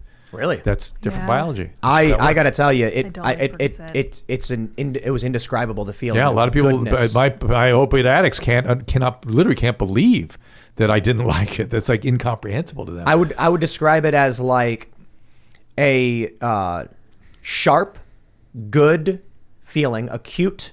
It was like there was a ball of warmth and love and energy in my Right. core, radiating to every Yes, fiber that's of my people like body. warm blanket, mother, those sorts of feelings. Yeah, I get the opposite. Yeah. I got sort of dysphoric and awful and Angry irritable. father. I looked at it and I was like, I know exactly why this kills people, and Yeah. I never took another. Cannabis one of them. does that to some people too. That's when they get Crazy. addicted to it. They feel Alcohol that way. as well. They get a Alcohol pleasure does center from it that as well. Same thing, Yep. same phenomenon. Not booze doesn't do that for me. But Suboxone, medically assisted treatment, excellent. It helps. It saves some lives. It's sort of overdone, and people aren't encouraged to get off it soon enough, and there's problems with it. But it saves lives, no doubt. You know, about it. regarding mass formation, I wonder if you've noticed this phenomenon of people saying "right" after they'll make a statement. It's been about 5 or 6 years. I've noticed it very much in the last 2, where they'll be talking to you, right, and they'll say something that the UFO's floating, right, and they say "right" as if it's like almost like a cult identifier, or like they're not confident that what they're telling you is real. I have noticed myself that I always have to check in with people and make sure they're hearing me. I don't know if it's because of the acrimony that's out there. I always find myself going, am I making sense? Do you hear me? Did you understand what I'm saying? Because there's so much conflict triggered by misunderstanding each other. That's where I check in like that.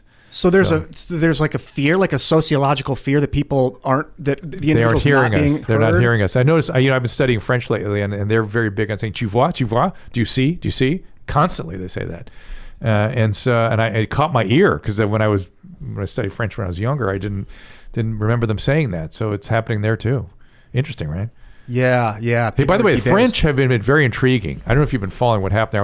I was in Paris a year ago, and the youth were in the streets demonstrating against the overreach of the government. I was like, whoa. Their whole thing was, hey, you told us this illness isn't so bad for us as a young person, a thin young person, but you're going to force us to take a vaccine with unknown potential consequences? That is not liberté. That's not what this country is founded on. I was like, wow, how appealing to have young people fighting for the principles upon which the republic was founded. Yeah, there was a lot of protests globally, but they were just censored, and no one was supposed to know about them on social media. You didn't know. In this country, it was the opposite. They wanted more masking, more of this, more of that. It's like, oh my God, woo. All right, Kane the Fourth says, would any of the modern day psychosis have any relation to the collective unconscious?